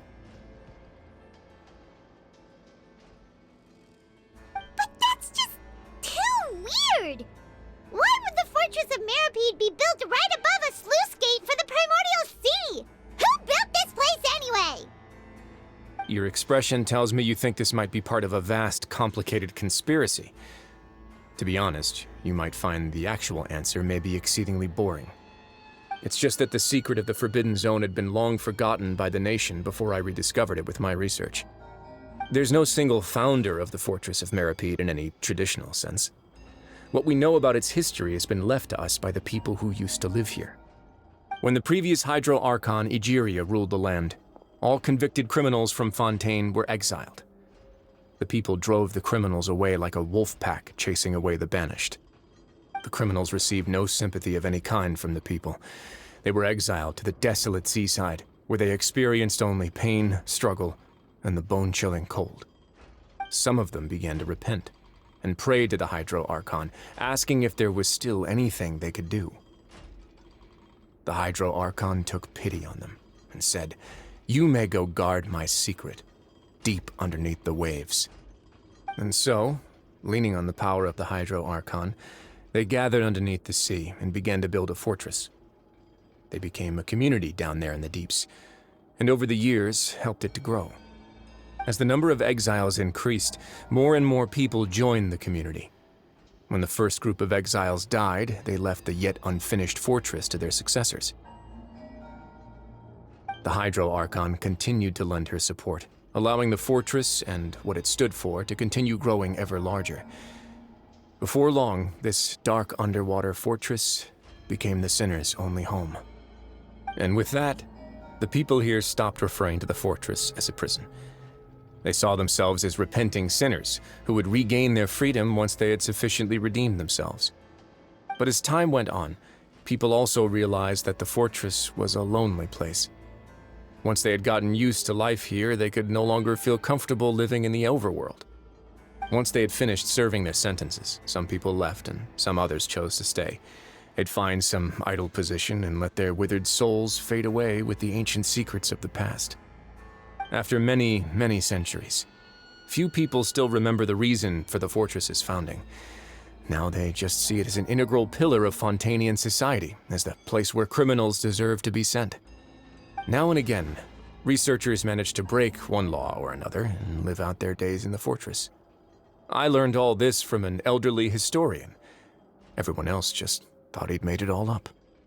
But now you know every part of that history is true. Indeed. It's just as the prophecy says. If this gate fails, then everyone will be dissolved into the sea. To be frank, not really. But sadly, that hasn't stopped this prophecy from proving all too accurate. Prophecies are troublesome things. Just hearing one will create the first wave of panic. Seeing signs of it will bring about the second, and actually witnessing it in real time, the third. Let's go somewhere else. I want to show you something.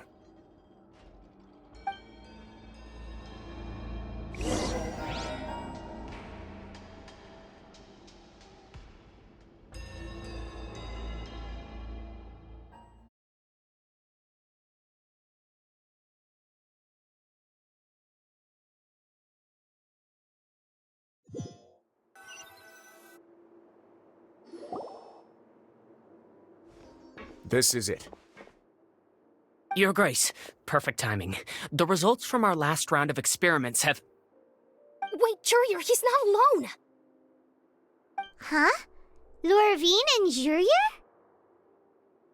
No need to panic, you two. I've already told them about our plan. What?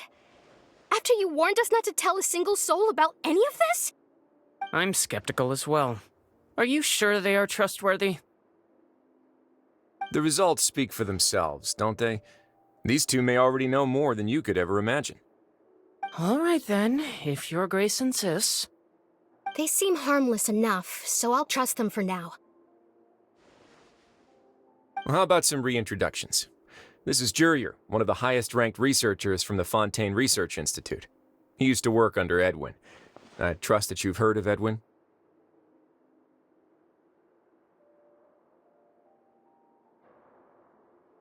He's the one who blew the whole institute sky high. Everyone knew he was a bit crooked in the head, but you're not a local, so I guess it's possible for you not to have heard of him. Edwin's main areas of research were archium and gravimeters. As his assistant, Jurier is quite familiar with them as well. I hired him to be my technical consultant. You want to blow up the fortress of Meripede? Ah, what a lovely idea. I'm already imagining it in my head. Gotta admit, I'm tempted as well. Guys, focus! Focus! That taskmaster over there is Miss Lorvine, and is also one of my technical consultants. While Jurier used to be Edwin's assistant, she used to be Jurier's assistant. Ooh, are they together? See, everyone keeps asking this question. Are you too sure you're not a couple and just using your work as a convenient cover? Your Grace, I am not in a relationship with this man. If I dated her, I'd officially be madder than Edwin. Jeez, forget I said anything then. Follow me. Whoa, there's another door that goes right up. Your constant amazement makes it seem like the fortress can do anything. But Paimon really thinks everything's super cool.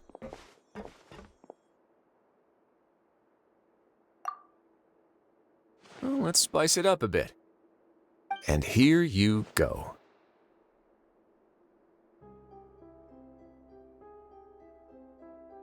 What a huge ship? This is also a production zone that Paimon's never seen before. What's going on? How much do you know about Fontainian history? Not much at all.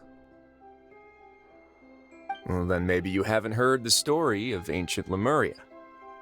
To give you a quick rundown, Fontaine used to be ruled by the Lemurian dynasty.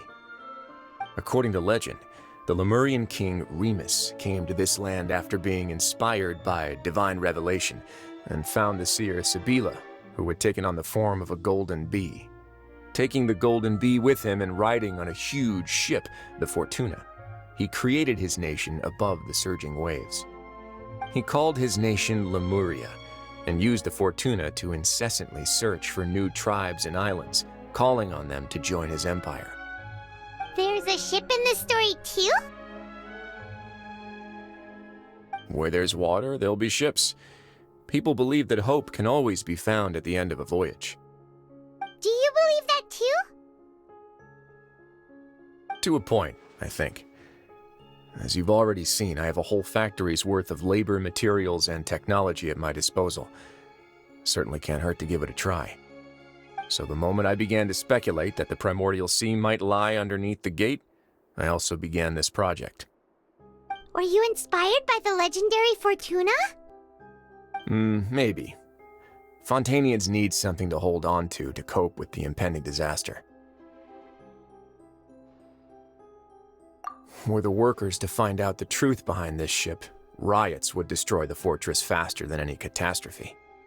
As the fortress's administrator, I'd never make such a reckless call. All right, that's enough talking for now. I'll need another 3 cups of tea to soothe my throat. Do you have any other questions? Seems like you're good. Come on, I'll take you back.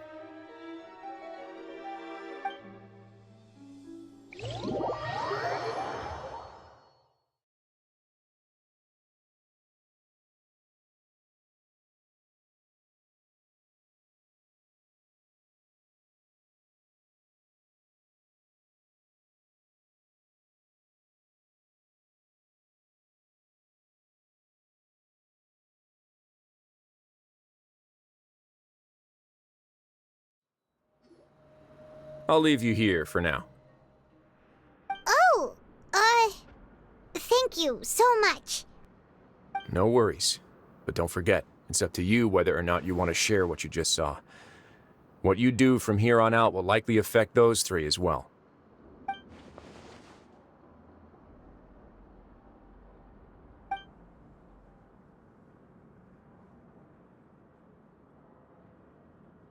Yeah, we'll put a lot of thought into it for sure.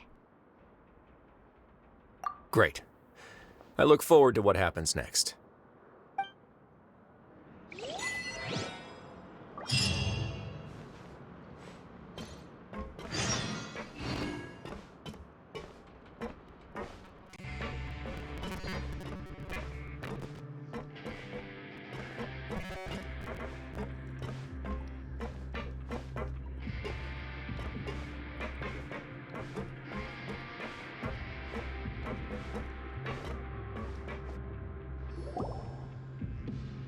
We're back! Welcome back. Do you want a cup of tea? How can you be so much like Risley, always drinking tea? Huh. Actually, now that you mention it, I just remembered something now. While I was sedated, I could still barely hear two people talking next to me. They were discussing everything, from the leaves to the water and even the teacups themselves. Must have been Risley and Seashween. Yeah, I heard one male voice and one female, so it should have been the two of them. They really were just talking about brewing tea. I really can't make sense of this place. So, Traveler, Paimon, were you able to learn anything from Risley? Yeah, he explained everything. Very well. Then, would you mind checking your answers against my speculations?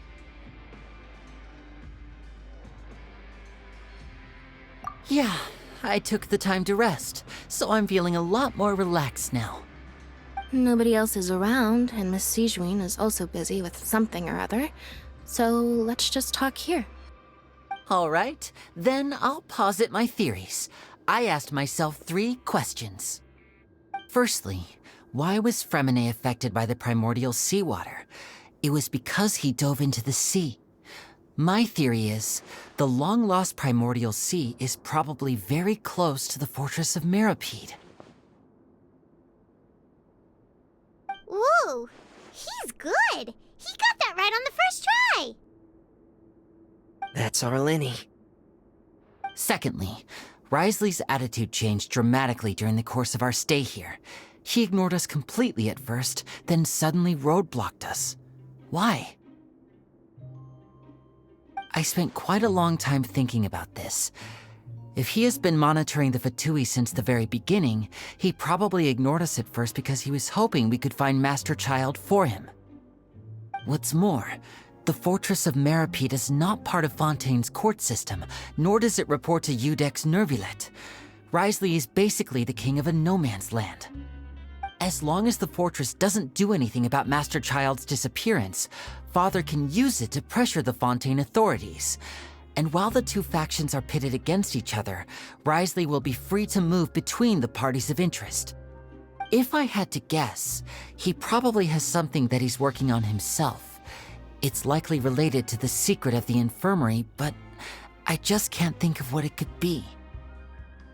You're super smart. Thanks so much. Then finally, there's the last question. If Risley does have a plan, what could it be? All I know for now is that his plan probably has something to do with the changing nature of the seawater. He's even gotten Cloran to help him out. That can't be the full extent of what he's doing. There's probably a secret passageway behind the block in the infirmary, and there's something big in the fortress that most people here never get to see. He has a bargaining chip, and it could be important enough for Father to deal with him directly. I don't have enough information, so I have no idea what his chip might be. But let me guess. You have the last piece of the puzzle.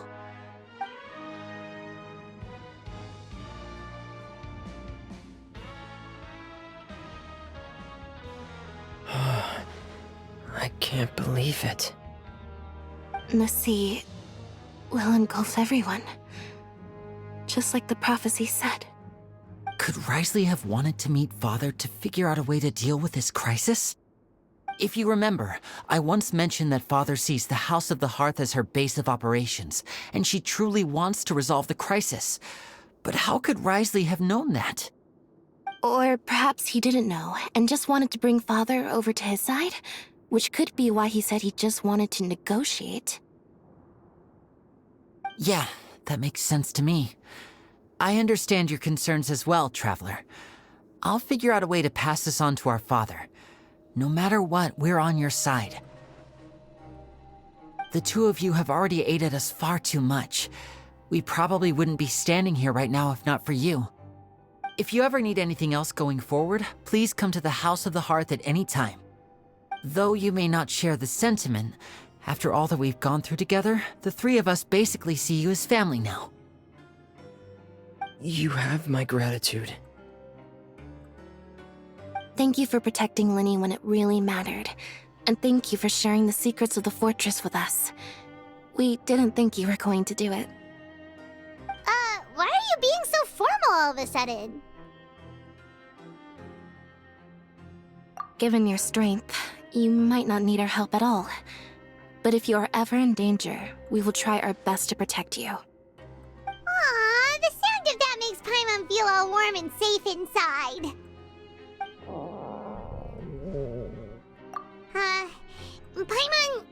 Paimon's hungry. Oh, you've done so much already. Go get some food. Alright, then we'll catch you guys another time.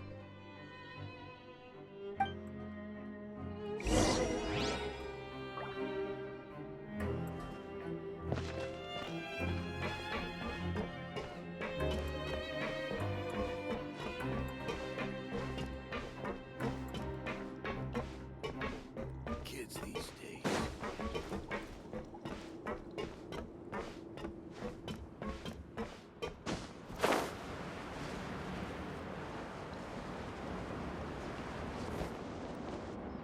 Maybe I wasn't meant for this world. Time for dinner.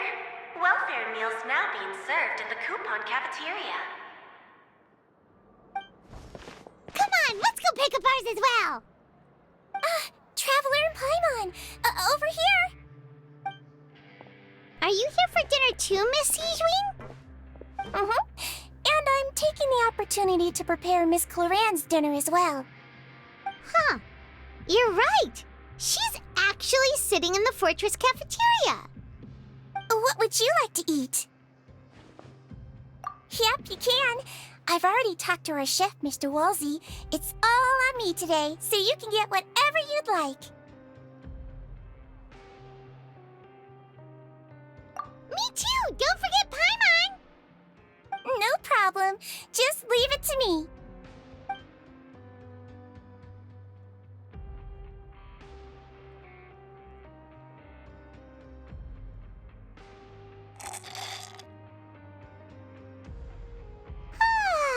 So delicious. Paimon's so happy. Paimon wants to feast like this every day. Feeling full yet? How's the food? Delicious. I'm so glad to see you all so happy. Oh, see, the expression on your face just now? The muscle here just moved, which suggests that you're feeling quite relaxed at the moment. Sijween, do you do this to help your patients or to better understand human beings? A bit of both, I suppose. I'm a Melusine, which means I'm very different from human beings. I must know what you're thinking if I want to take good care of you. You're really good at taking care of people. Even though you're so short, you still talk and act like an older sister. Really? You're reminded of an older sister? That's great to hear. Oh, and what did you mean back in Risley's office? When you said that you were protecting Linny and his siblings as well? Oh, just asked His Grace to look out for those children, especially that diver boy. I was getting a bit worried after hearing that something was wrong with the water. Thankfully, Glorand is very strong and managed to save him in the nick of time. His Grace also sealed the pipes after Glorand left, to make sure that Linne wouldn't impulsively chase after his brother.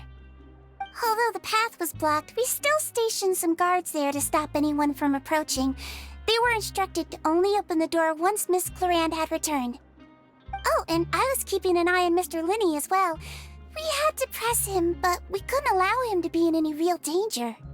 You were all super considerate and really thought everything through. It's just what we do down here at the fortress. At least this has been His Grace's style for as long as he's been the leader. Oh, I really wish Monsieur Nervula would come down here more often too. I feel like he'd like it here, with all the darkness and chaos.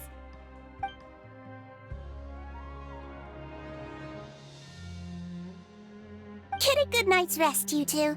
You both worked very hard.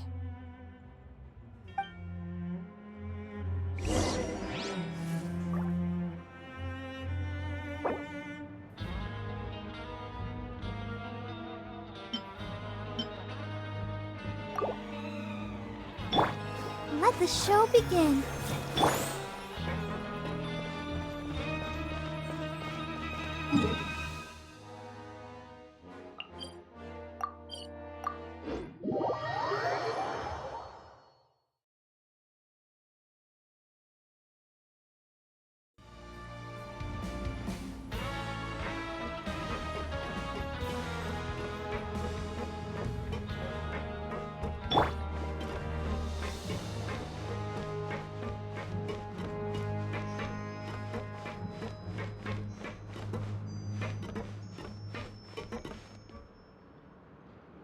Let's dance.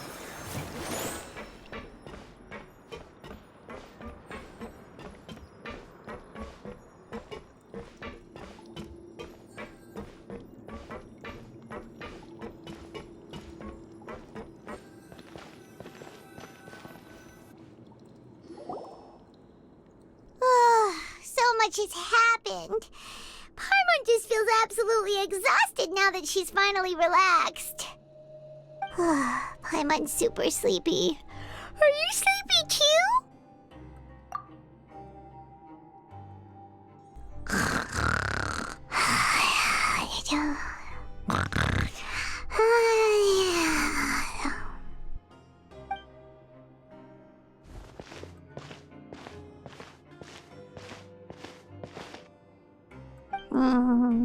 Delicious. Paimon wants seconds for free.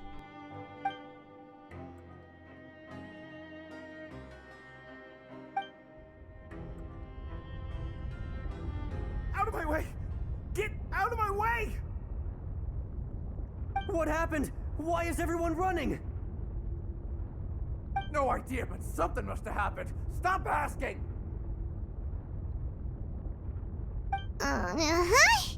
Who's yelling? Paimon still wants to sleep.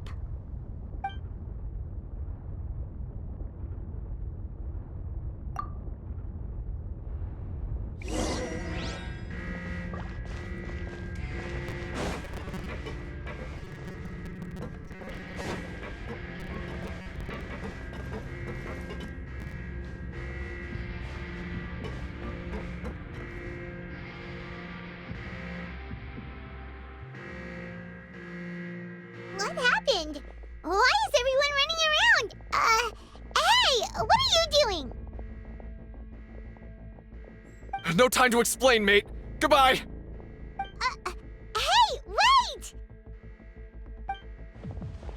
What's wrong with these people? They won't even talk to us. They're here! There you are! Oh, thank goodness! Questlines and Lavaroon, do you know what happened here? We came here especially to inform you. Something seems to have gone terribly wrong just now. His Grace is telling everyone to evacuate and get out of here. Laveroon was saying you two are new here and you don't have many friends, so you might slip through the cracks. Haven't you heard all the stories like that? An evacuation is successfully completed, yet you only find out once you do a head count that 1 or 2 people are missing. Wait, weren't you the one who brought that up? Why is it suddenly my idea? Hey, shut up! Okay, whatever. The point is, you should come with us. Yeah, he said to get as far away as possible, upwards and outwards.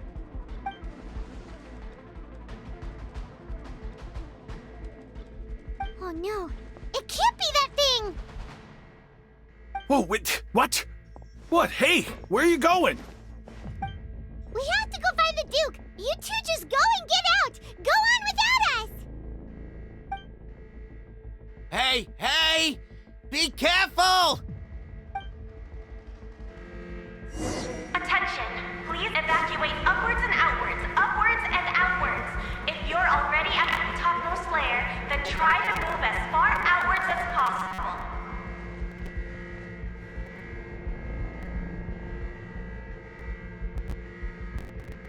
Attention! Please evacuate upwards and outwards, upwards and outwards. If you're already at the topmost layer, then try to move as far outwards as possible.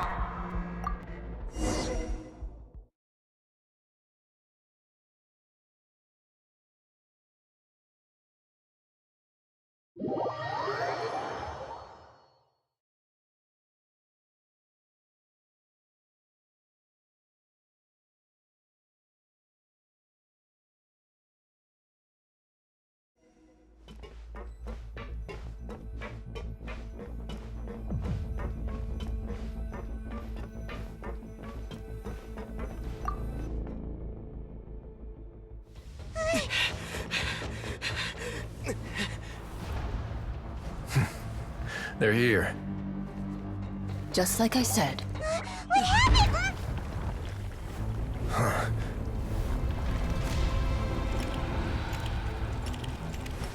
You're just in time.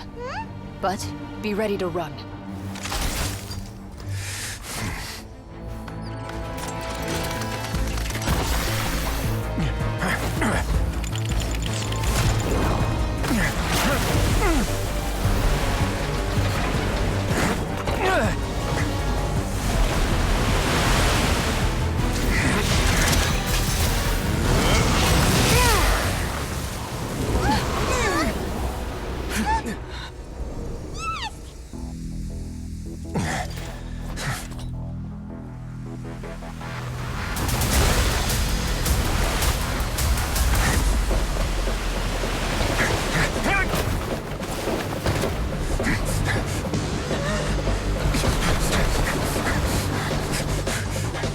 Three, 2, 1.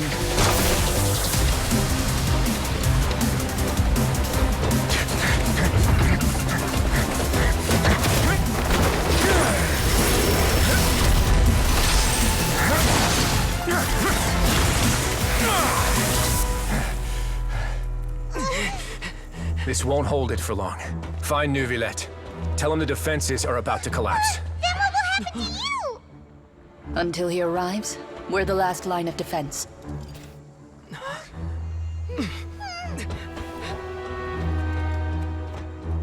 The gate. How long do you think it'll hold? That depends on us.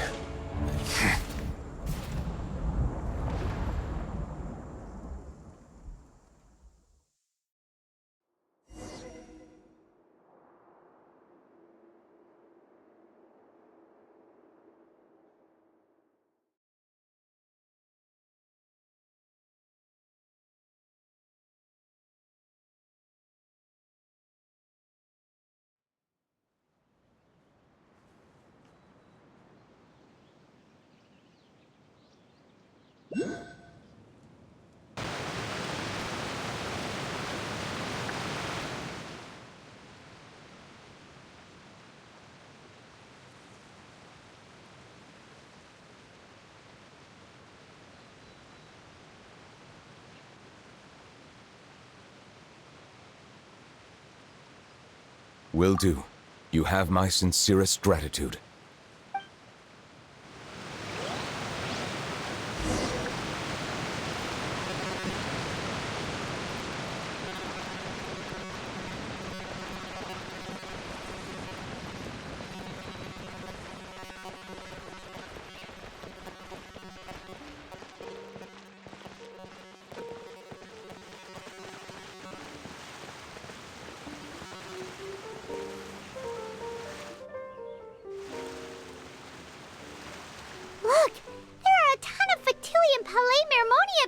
there. The knave is probably here already. We need to hurry. Are you two the traveler in Paimon? Monsieur Nervalet has left instructions. Please follow me. Though I'm sure he's already explained, this should be a mostly cordial conversation, unlikely to give rise to violence. But it would be most appreciated if you could protect Lady Farina to the best of your abilities.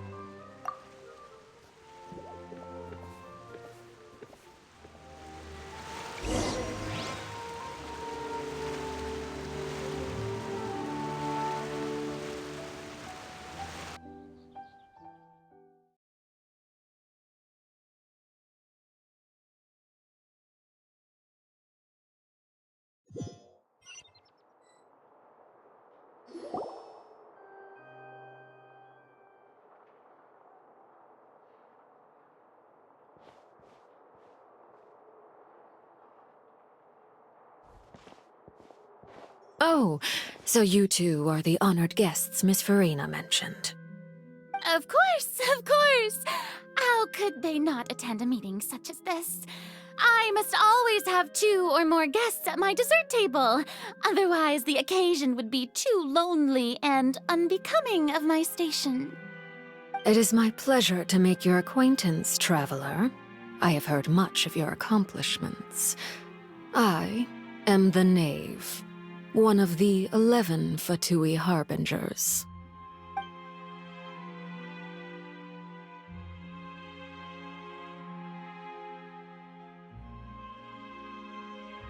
I've already prepared seats for you. Come, sit beside me. Perhaps you two are unaware of how Miss Farina and I do things. You see, we actually recently agreed to get together for tea when we had the time. See this?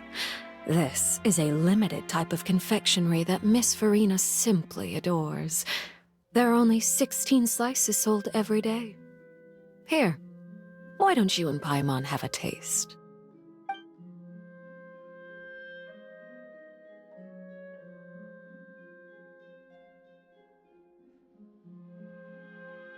Traveler, what do you think of this cake?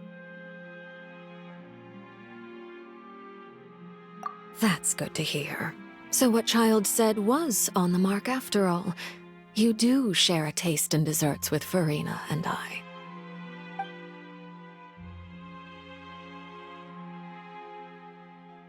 I wonder how he's doing nowadays. You must have heard, right? He's suddenly gone missing. I'm really worried about his safety, you know. Here's to hoping that he's an excellent swimmer. Since we're talking about him, I feel like I should add something. His martial prowess really looked certainly pretty impressive, yeah.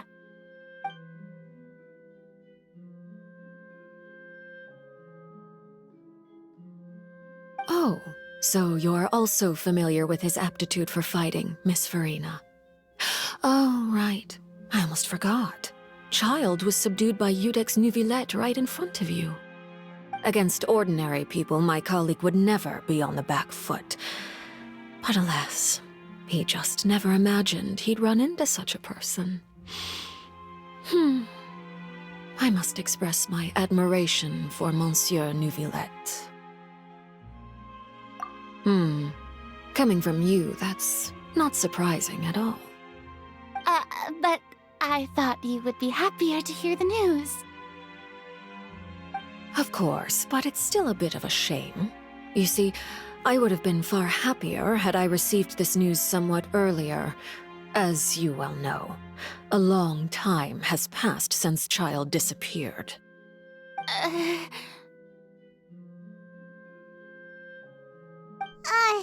Well, in any case, there's no need to worry. We know for sure that Child is still alive. Oh, and just how do you know that? Because we found evidence that proved he left the Fortress of Mirapede. And where did he go after leaving the fortress? Well...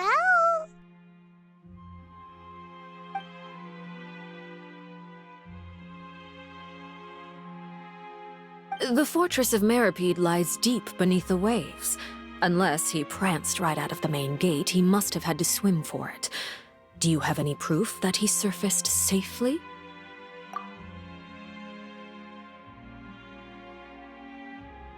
Ah, that is good news at least. His sister Tonya sent a letter to Fontaine not too long ago. Since he was unfortunately unavailable, I picked it up on his behalf. Do you have any idea how he usually writes back to his family? Dear Tonya, your letter made me feel like we were still enjoying our time in Snezhnaya together. I'm currently admiring the scenery on the streets in front of the opera house. Is it something like that?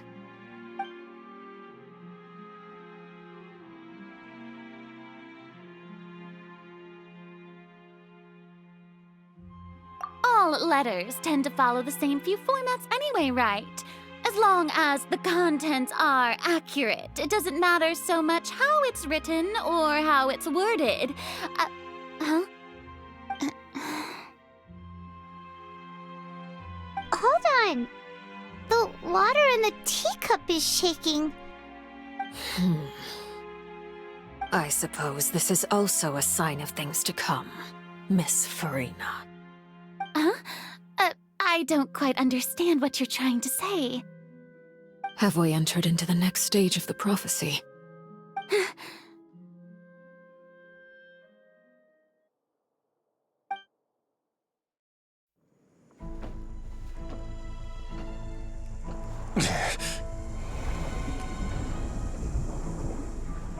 My thanks to you both.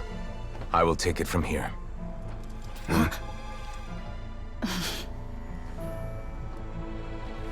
Sure you don't need a hand? Quite sure. Wow. So, what's your secret, huh? Let me guess. Nah, who knows? Maybe it's just your sense of responsibility. Sounds about right.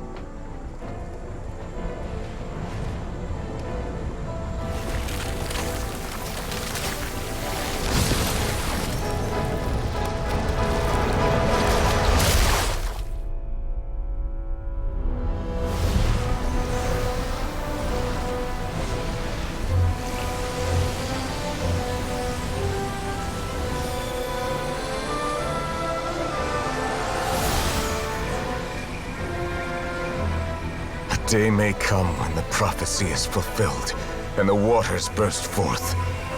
But it is not this day! This ancient power could easily obliterate an entire race. A tsunami of fury would unleash endless catastrophe.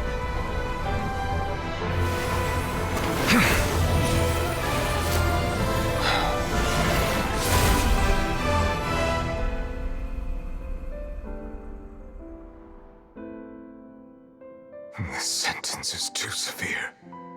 Forgive me for overruling it.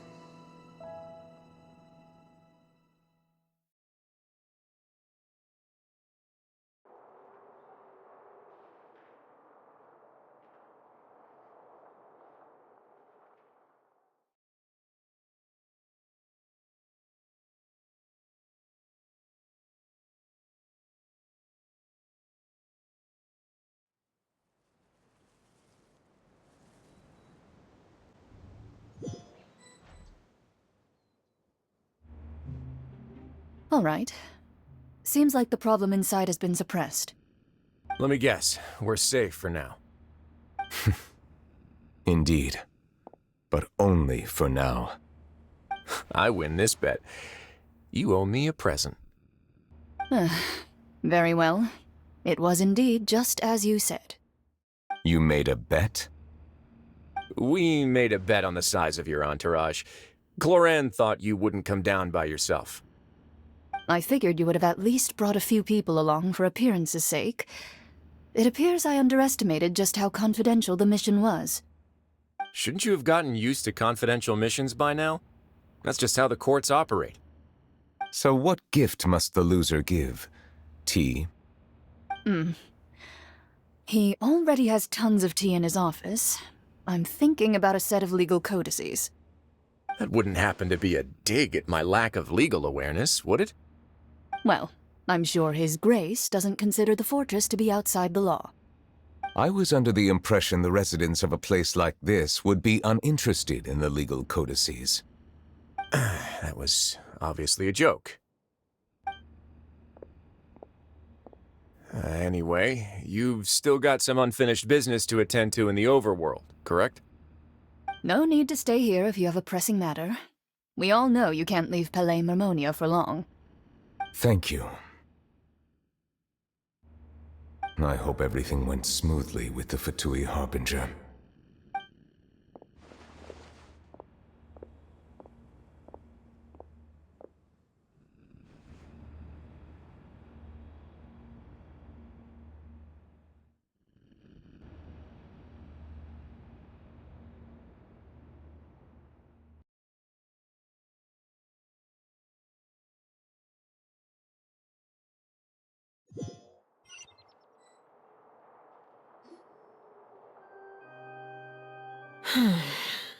I must say, we've spent long enough playing house.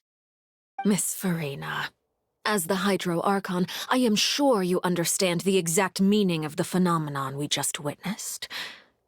Or should I say, that's what I originally thought. But looking at your expression, was I wrong? And you haven't a clue? What are you trying to say? At this point, I don't think there's any more need to speak as diplomatic representatives. Allow me to speak to you now as just a Fontainian. You know the prophecy by heart, and also that every part of it is being proven true. Yet, here you are relaxing, drinking tea, and eating desserts as if it's all nothing more than a few stray bugs in your garden. Do you really think that's acceptable? The prophecy's hanging above our necks like a guillotine. Every faction is looking for a way to either avert the disaster or save their own. Even the orphans of the House of the Hearth have devoted everything to saving their homeland. But you? It beggars belief just how nonchalant and carefree you have been.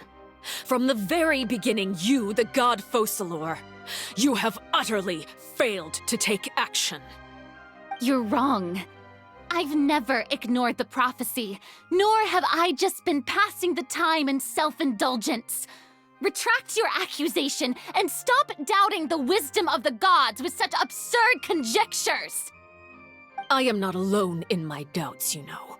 All the children of Fontaine may be harboring the exact same thoughts right now. Oh, great Hydro Archon. How are you going to save them? Save us?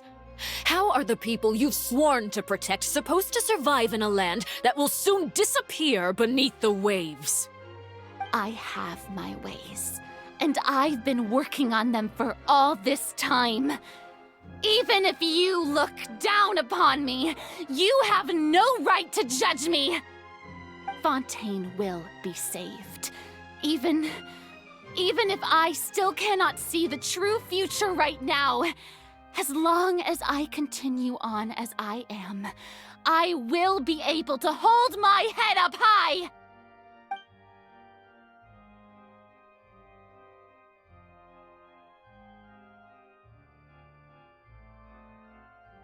Then I ask you, Miss Farina, just what have you been working on? Where can we see it, and what is it doing to help?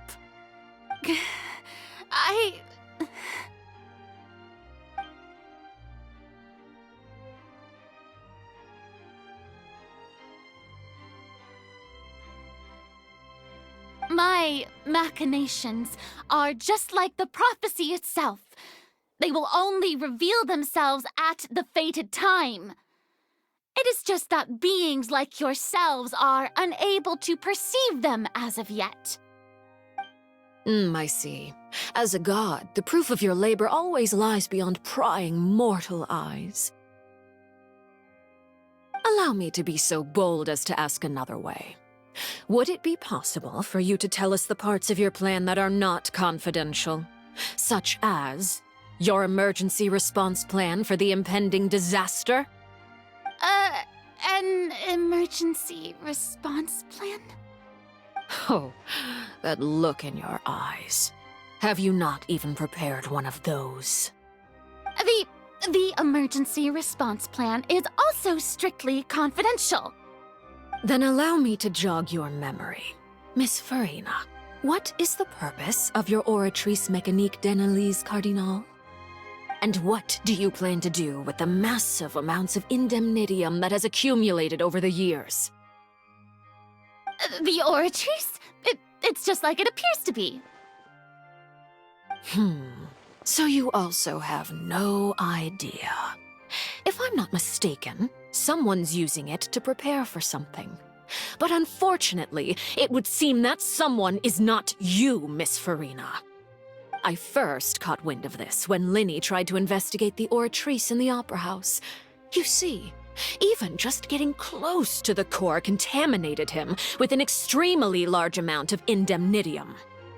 But even if that had nothing to do with you, then what could you possibly be working on, oh great Hydro Archon? Oh, right. I almost forgot. Udex Neuvillette is not at the tea party with us today. Miss Farina, I suppose you must have ordered him away to take care of some troublesome business. Yeah, yes, that's exactly right. Please keep it a secret for me. Of course I will. Although, I must say, Miss Farina, you seem quite insecure without the Udex by your side. Oh, very well. Let's stop that conversation here. There are still a few slices of cake left, so please, help yourselves, everyone.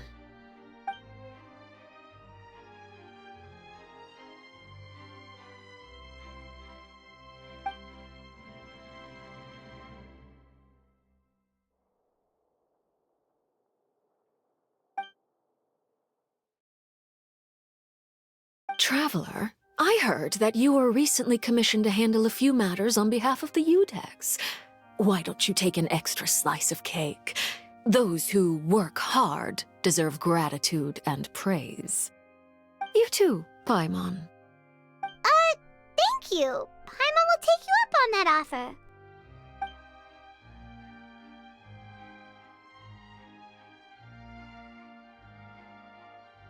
Oh, Paimon's super full. That cake was great. If it's on my tea table, it must be of the highest quality. Yes, and we must thank the knave for bringing these over as well. You're welcome. I'm sure the cake also felt greatly honored to be featured at Miss Farina's table, and I was merely catering to Miss Farina's tastes, seeking a chance to chat over tea. It is getting late. Why don't we call it a day? There are still a few matters that I need to take care of, so I must take my leave now. Very well. We'll end it here. Mind seeing me off, Traveler? We could use the opportunity to discuss Child before I must be on my way. Paimon's coming too!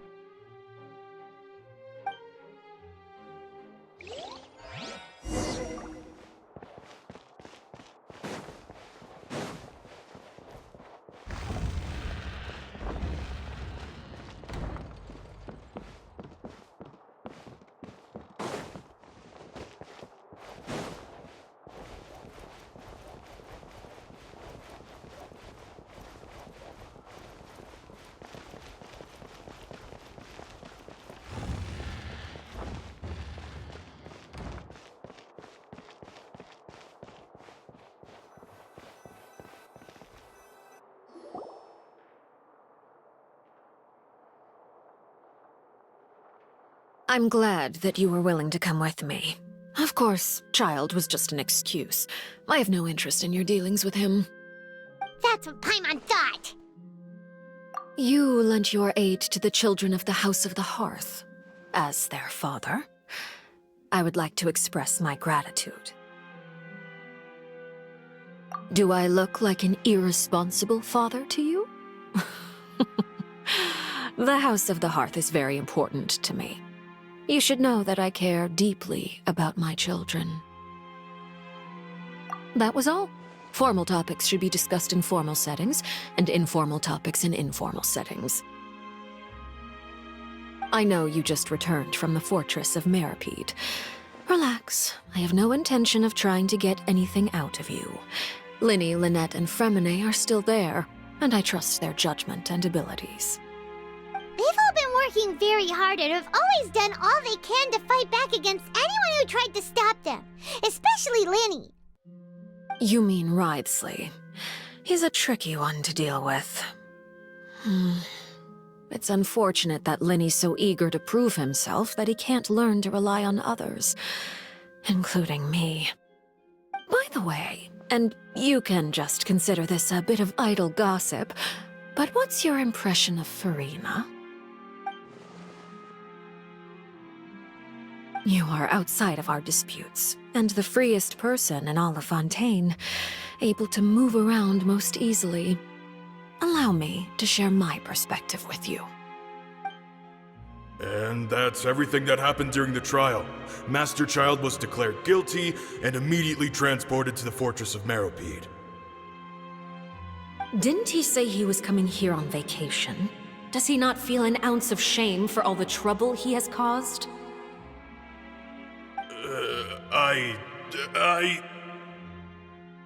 Forget it. He did give us an opportunity. I will be meeting someone shortly. Do you require help with any preparations? No need. I will take care of it myself. I need to meet with Farina, the Hydro Archon. She is at the heart of Fontaine. But what's fascinating about her is that she often seems more like a celebrity than a working Archon. Oh? Come over here, you little critter, you!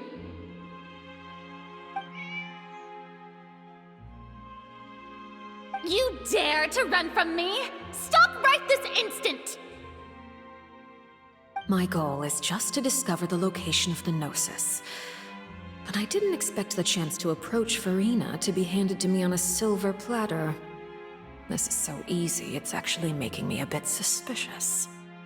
Anything left unguarded is usually just bait. But no one will blame someone for taking the bait. After all, from the moment it was attached to the hook, the bait is meant to be sacrificed. It's just as I guessed in the second before I struck. The Hydronosis is not currently held by the Archon. In fact, this Archon doesn't seem like a god at all. And I sense that she's under some kind of curse. Who are you? And what are you trying to do? Please don't kill me! I'm begging you, please! The fear in her pupils is genuine, so perhaps she's not bait after all. Either way, targeting her has lost all meaning. I left the scene with ease. Nobody came looking for me, and nobody could serve as a witness to my near assassination of Focalor. I suspect even Farina dares not mention this incident to anyone. Not long after, my informants confirmed what I had guessed. After returning to her quarters, Farina quietly cried alone. She was so scared that she could not sleep that night, nor could she even bring herself to eat her cake. There's no doubt that there's something wrong with her. I began to entertain the possibility that she is not the true Hydro Archon. Perhaps Eudex Neuvillette is actually the genuine article. I have to find the Gnosis. If the Neuvillette hypothesis is correct, he is probably in possession of it. Alternatively, it might have been hidden in a place that's hard for ordinary people to access. Yes, Father. My dear children, please speak. News from the Fortress of Meripede. Master Child has gone missing. On top of that, the contacts and guards we bribed at the fortress have all gone quiet as well. Probably the handiwork of that Wriothesley. I'm afraid so. This is a good opportunity. The value of a harbinger is much higher than most would imagine. We now have an excuse to exert diplomatic pressure on the Fontaine authorities. Set up a meeting for me. I would like to meet the Hydro Archon and Iudex Neuvillette. Oh, and I have an additional mission for you three. Yes, Father. Tartaglia's disappearance was not a part of my plan, but I can use it to make a breakthrough. With this as my excuse, I can ask for an official audience and continue my investigation of Farina and Iudex Neuvillette. The initiative belongs to the House of the Hearth. My wish to investigate the fortress of Meripede will be a front. Linny and his group will be responsible for the actual intelligence gathering.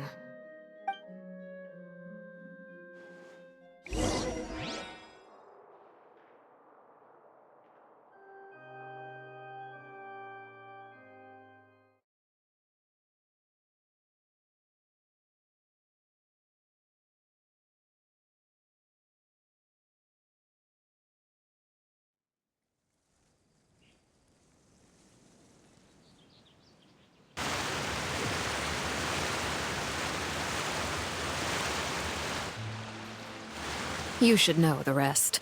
Linny's group is quite close to you, so they wouldn't have hidden anything from you. You attacked the Hydro Archon? It wouldn't mean anything, even if you shouted it from the rooftops. After all, even Farina herself is still pretending that nothing of that sort ever happened. Alright then. I've now had 2 chances to enjoy tea with Farina. I have to say, the leadership of Fontaine is even more inscrutable than I had imagined. I once surmised that Iudex Neuvillette must be the Hydro Archon, but now, that doesn't seem right to me either. I am a servant of Her Majesty the Tsaritsa. Over my years of service, I've learned how a real Archon conducts and carries themselves. Whether Iudex Neuvillette or Farina, neither fits the bill. It's hard to imagine either of them as the Archon. Of course, that is all just how I feel. Gut feelings often do not require justification. It is, however, quite amusing to me that after all my years working in intelligence gathering, I've come to realize I am at a complete loss regarding the identity of the god of the land of my birth. Don't you think Fontaine is quite intriguing? A catastrophe looms, yet many secrets have yet to rise to the surface. It looks like Fontainians will have no choice but to save themselves. Ultimately, though, one must survive in order to do anything else. Should the need arise, I would be happy to cooperate with you. You don't need to commit to anything right now, of course. I have a feeling that the situation will continue to evolve, and as your name is often connected with noble deeds, I'm sure we will work together someday. He certainly returned quickly. You must want to catch up with each other, so I'll leave you to him.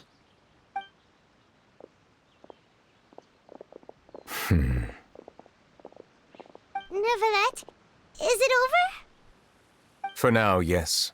But this issue will prove quite thorny in the long term. I'm concerned that sooner or later the prophesized events will occur. Thank you for protecting Farina. To put it simply, I used my power to force back the Primordial Sea and reseal the sluice gate.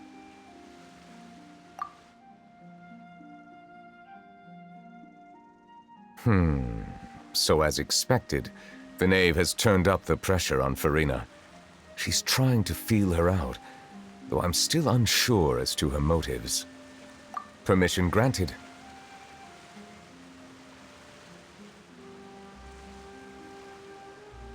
Whoa. It can't be that you're the real Hydro Archon, right? But that's just a speculation on our part, though.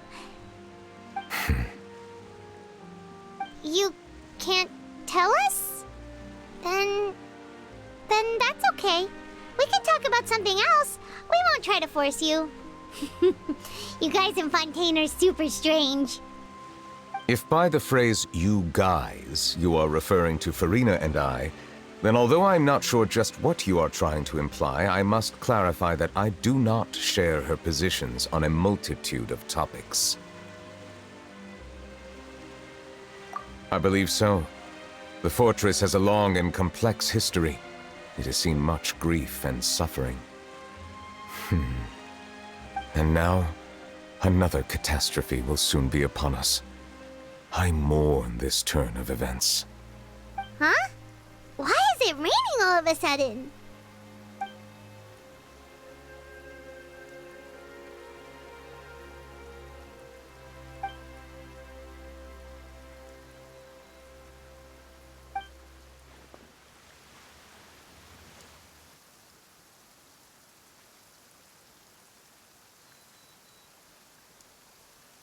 You may be closer to the truth than you think. Oh? And what are you thinking? The dragon of... what? Huh? Please do not be so surprised.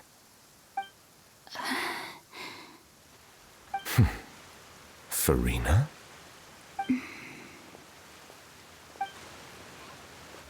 Neverlet, are you listening? My apologies. We were just guessing randomly. We didn't guess right, did we? You're not actually the dragon sovereign of water, right? Well, if you don't want to confirm or deny... You guessed correctly. I sincerely hope you'll be able to keep this a secret for me. Right, of course. We'll definitely help you keep it a secret. There's still something Paimon wants to ask you, though.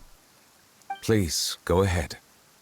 Well, if you are the dragon sovereign of water, and you were able to force back the primordial sea from the fortress, then since Fontaine's prophecy is all about seawater, couldn't you just use your power to solve the crisis? None of the currently living dragon sovereigns in the world, myself included, possess our full dragonhood. They say that when the first usurper arrived on Tivat, they seized a part of the dragon's power. Today, that stolen power is the basis of the Archon's authorities. There are 7 elemental archons and 7 matching dragon sovereigns. The dragon sovereign of water who lived through that era perished a long time ago. As their successor, I know far less of that part of our ancient history. In any case, I believe I will not be able to do much unless the Archon disappears and returns their elemental authority to me. Given the status quo, however, I would recommend finding another way to deal with the prophecy. Oh, so even you can't solve it. I still have some urgent matters to attend to at my office. If you have any more questions regarding ancient history, you are welcome to discuss them with me at a later time. Please go right ahead. There's a place that Paimon wants to go too. Traveler, why don't we pay another visit to the Fortress of Meripede?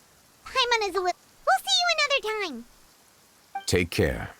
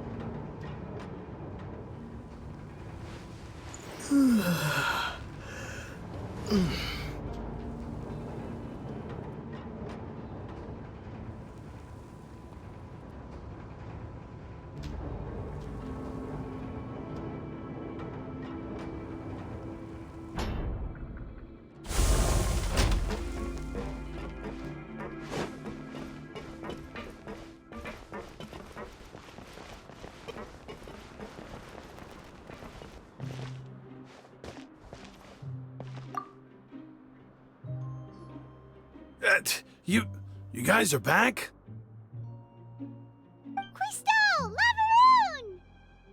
You guys didn't get caught and thrown back down here, right? Huh?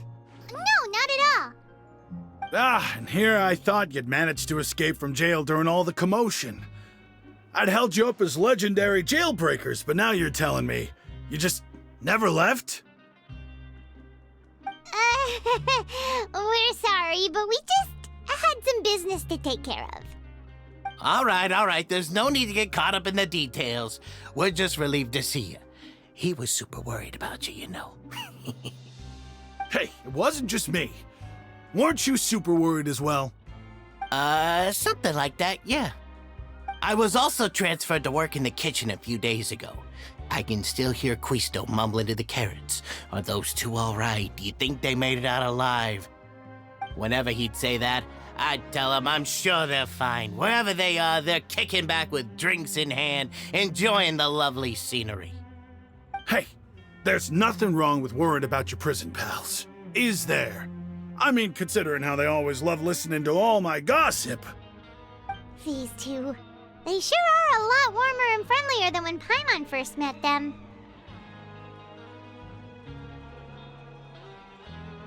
Oh, well, if you say so. I'll be watching you to make sure you finish every last bite.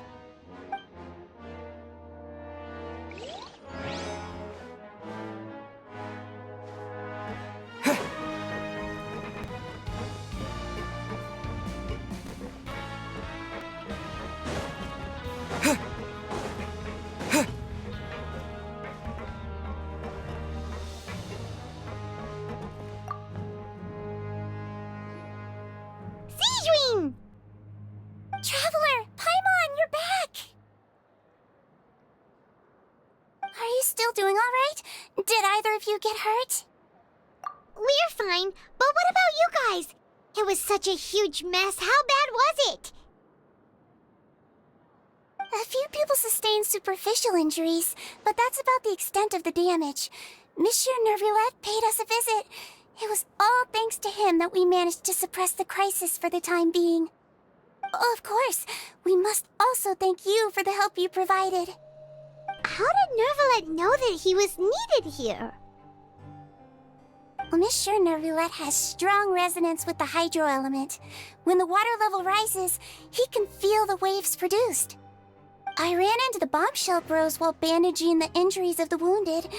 They were mumbling the whole time about how you just ran down without a word. I'm so relieved to see that you're both all right. If you're not too pressed for time, please stay with us a few more days. Just let me know if you get a craving for any particular dish, so I can have Mr. Walsey get your meals prepared. Oh, and please feel free to visit the infirmary for a break at any time. I'd like to take the opportunity to spend some more time observing your facial muscles as well.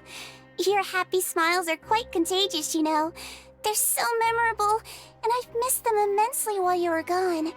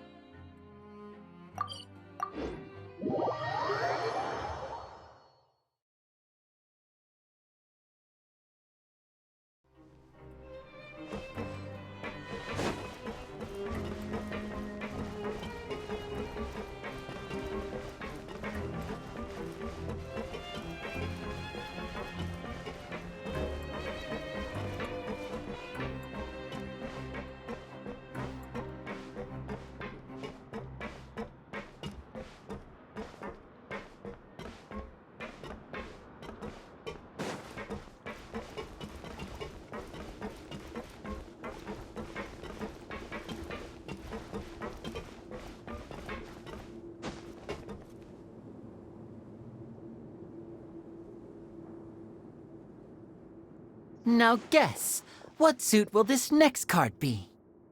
A bare teeth cat? Well, well, look who it is.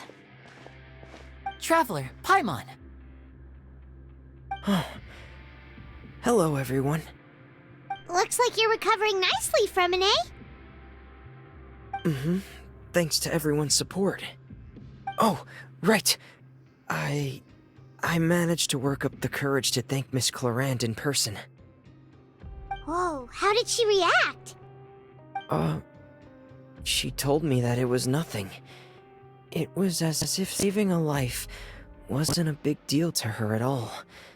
She also told me not to worry about it. She didn't want to stress you out, that's all. She's right, and it's best not to dwell on it. Yeah.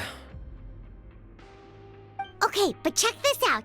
We went back to the opera house and we met the knave. You met Father? Did she say anything to you?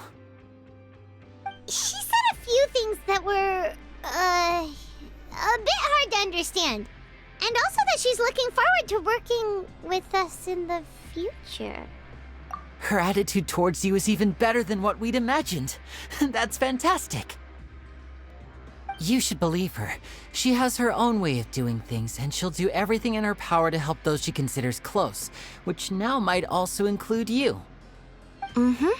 Father is very capable, and also trustworthy. Oh, Paimon just remembered that she thought Lenny was a bit too proud as well. She said that you should learn how to rely on others sometimes. Got it. Huh. That does sound like something that Father would say. Hey! Are you going to stay here for the next few days?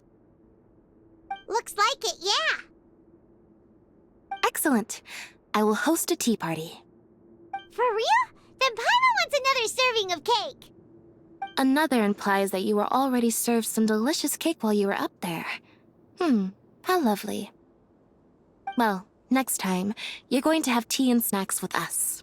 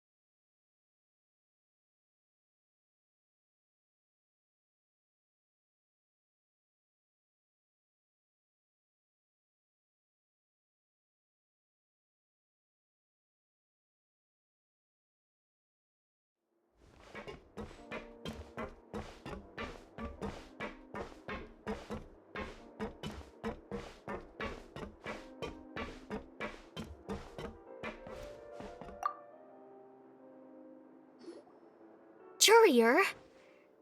Miss Sijween told me you still haven't eaten. Yeah, I was working on something, so I forgot. That's no excuse for... Huh? It's you two. Courier, Lurvine, we're back! Hello there. It's been quite the mess here recently. How have you been? And you? Are you still taking the secret passageway from the infirmary to work on the ship? Yep. That is still top secret, though, so don't say a word to anyone. It can be a bit annoying when there are lots of people in the infirmary, but I still prefer taking that route over the one from the Duke's office. I mean, the infirmary does make it easier for you to slack off. Oh yeah? Then why are you also here so much? You two really are just using your jobs as a cover for your relationship, aren't you? Not at all!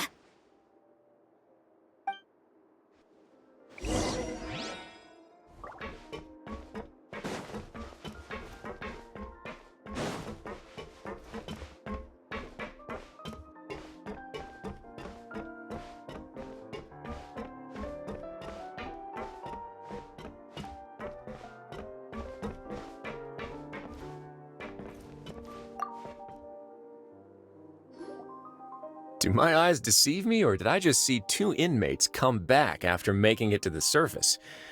Some strange winds blowing of late. We wanted to see how the fortress is doing. Is everything still all right? We're fine, for the most part. Neuvillette came down and took care of the worst of it. If that's the case, why don't you just ask him to stay here? Oh, yeah, what a brilliant plan. Let's go convince the Eudex himself to exchange the courts of Fontaine for a puddle of water in the middle of nowhere. He came here in a hurry and left without even stopping for a cup of tea. He did remember to take Miss Sigewinne's gift with him, though. He sure sounds super busy. Miss Cloran has left as well. She also took her gift from Miss Sigewinne. Were the gifts milkshakes? Neuvillette got the milkshake. Cloran received lipstick instead. Those aren't even remotely alike. Well, it's Neuvillette's own fault for making Sigewinne worried about his health by working so much. But besides that, our head nurse is still pretty fond of picking out beauty products for the ladies. Oh, and I have some gifts here for you as well. Are these from Sigewinne too? Nope, they're from yours truly. You've already wrapped up your work at the fortress, so you can return to the surface at any time. You haven't yet served your full prison term, however, so you may continue to use your cell until your term is up. For real? Then we could stay here for a really long time? You may access the cafeteria for free. Hooray! Just remember to come complete your paperwork once it's time for your release.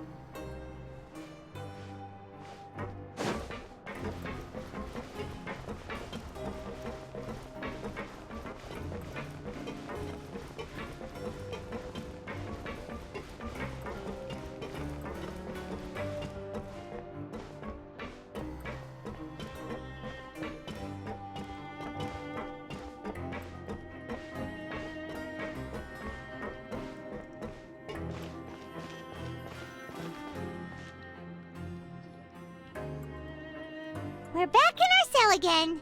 We're no longer prisoners, though, so it really doesn't feel the same.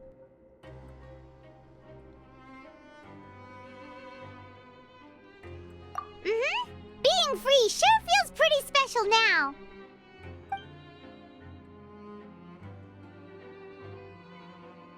Huh? How did you know? Hey, that's not true! All right. Okay, Paimon just wanted to say that we really are an amazing duo after all. It's like we've now gone to so many places together and become friends with so many people. We've never stopped traveling or stopped meeting new friends. There are so many bad things in the world, and we're just two people, but we've still been solving problems no matter where we go. Isn't that pretty cool? You're counting Paimon today? Aren't you the only adventurer here? Then let's ask Catherine to give Paimon an adventurer handbook as well. Paimon will also be an adventurer from today forward. Just our thoughts making Paimon giddy. Paimon's gonna crash, so you sleep soon too. The last time we fell asleep here, we woke up to a whole mess outside our cell. The primordial seawater nearly rose up. That was so scary. We should be safe now, right? Alright then, good night to you, Traveler.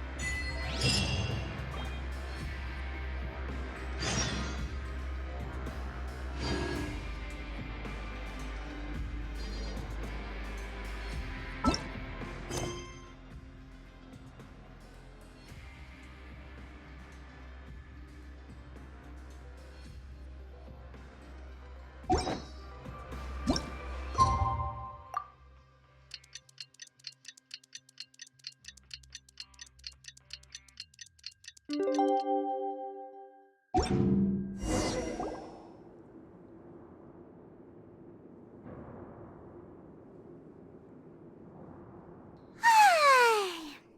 for a little rest after breakfast. This is the life. Wait a sec. Isn't something important supposed to happen today?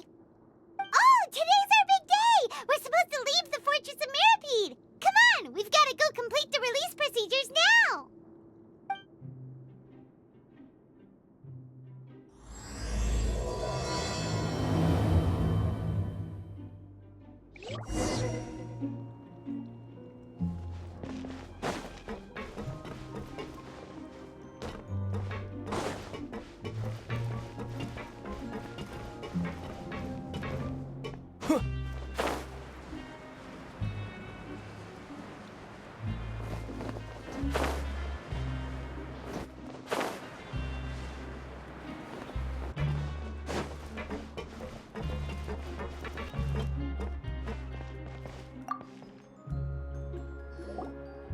Please, sign here. This document will be effective immediately upon signing, and you two may exit the Fortress of Mirapede via the regular channels. It's been so long since we've been to the surface. Let's hurry up and... Huh? What's happening?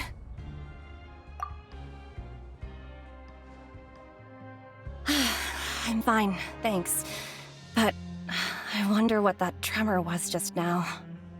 Let's go ask the Duke.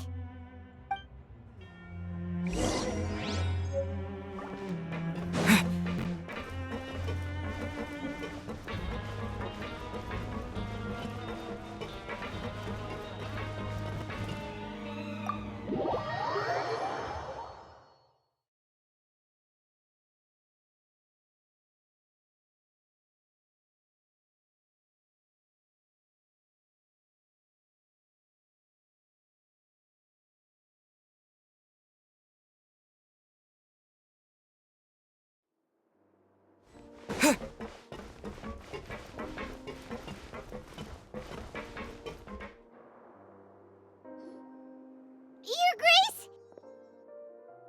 Ah, good to see you two. Is there something you wish to see me about? Yeah, what was with that earthquake just now? Ah, that. The tremor didn't originate from the seafloor. In fact, it seems it came from the surface. Over the years of serving as the warden here, I've developed a sense for distinguishing between what occurs on the surface and what occurs underwater. Besides, the seal that Monsieur Neuvillette set in place won't fail so easily. So the fortress is okay? If you recall our last incident, if there really were a problem, there would be crowds of inmates in a panic right now. Huh, you've got a point. Okay, seems we need to get back up to the surface and ask about what happened. By the way, do you know what day it is today? I believe today is this month's pipe cleaning day. Wait, seriously? Aha, yes. Have you completed your release papers? Yep. It's you two. Are you leaving now? That's right! Today is our last day in prison! But now that Paimon says that, it doesn't feel like we were confined here. It's actually been pretty nice. Oh yeah, Paimon feels fond of this place now. Then be sure to come back and visit. I'll miss you. If you've signed the release papers, then you're free to go. The guards will escort you out. You're not going to see us off? I knew you'd ask. All right, sure. Let's go. Well, you actually agreed. No worries, you must be busy. Paimon was just joking. Ah, so you do have a polite side, I see. After being down here for so long, I imagine you must feel like you're lacking companionship. Shall I come along too? Yeah, don't worry, we'll come back to see you. Paimon really likes the cafeteria here. The chefs sure do know how to make good grub. I hope you won't be here as convicts the next time I see you. We'll do our best to stay out of trouble.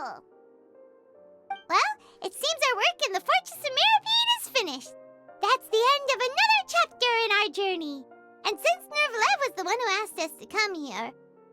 We should probably go report to him now. Next up, the Palais Mermonia! You're going to see Monsieur Nervillette? Please pass on our kind regards. I'm sure just your regards will do, no? I believe it would be the polite thing to do. You're right. I've heard the Palais has been terribly busy these days. Tell him that I hope he hasn't been overwhelmed by the recent string of troubles.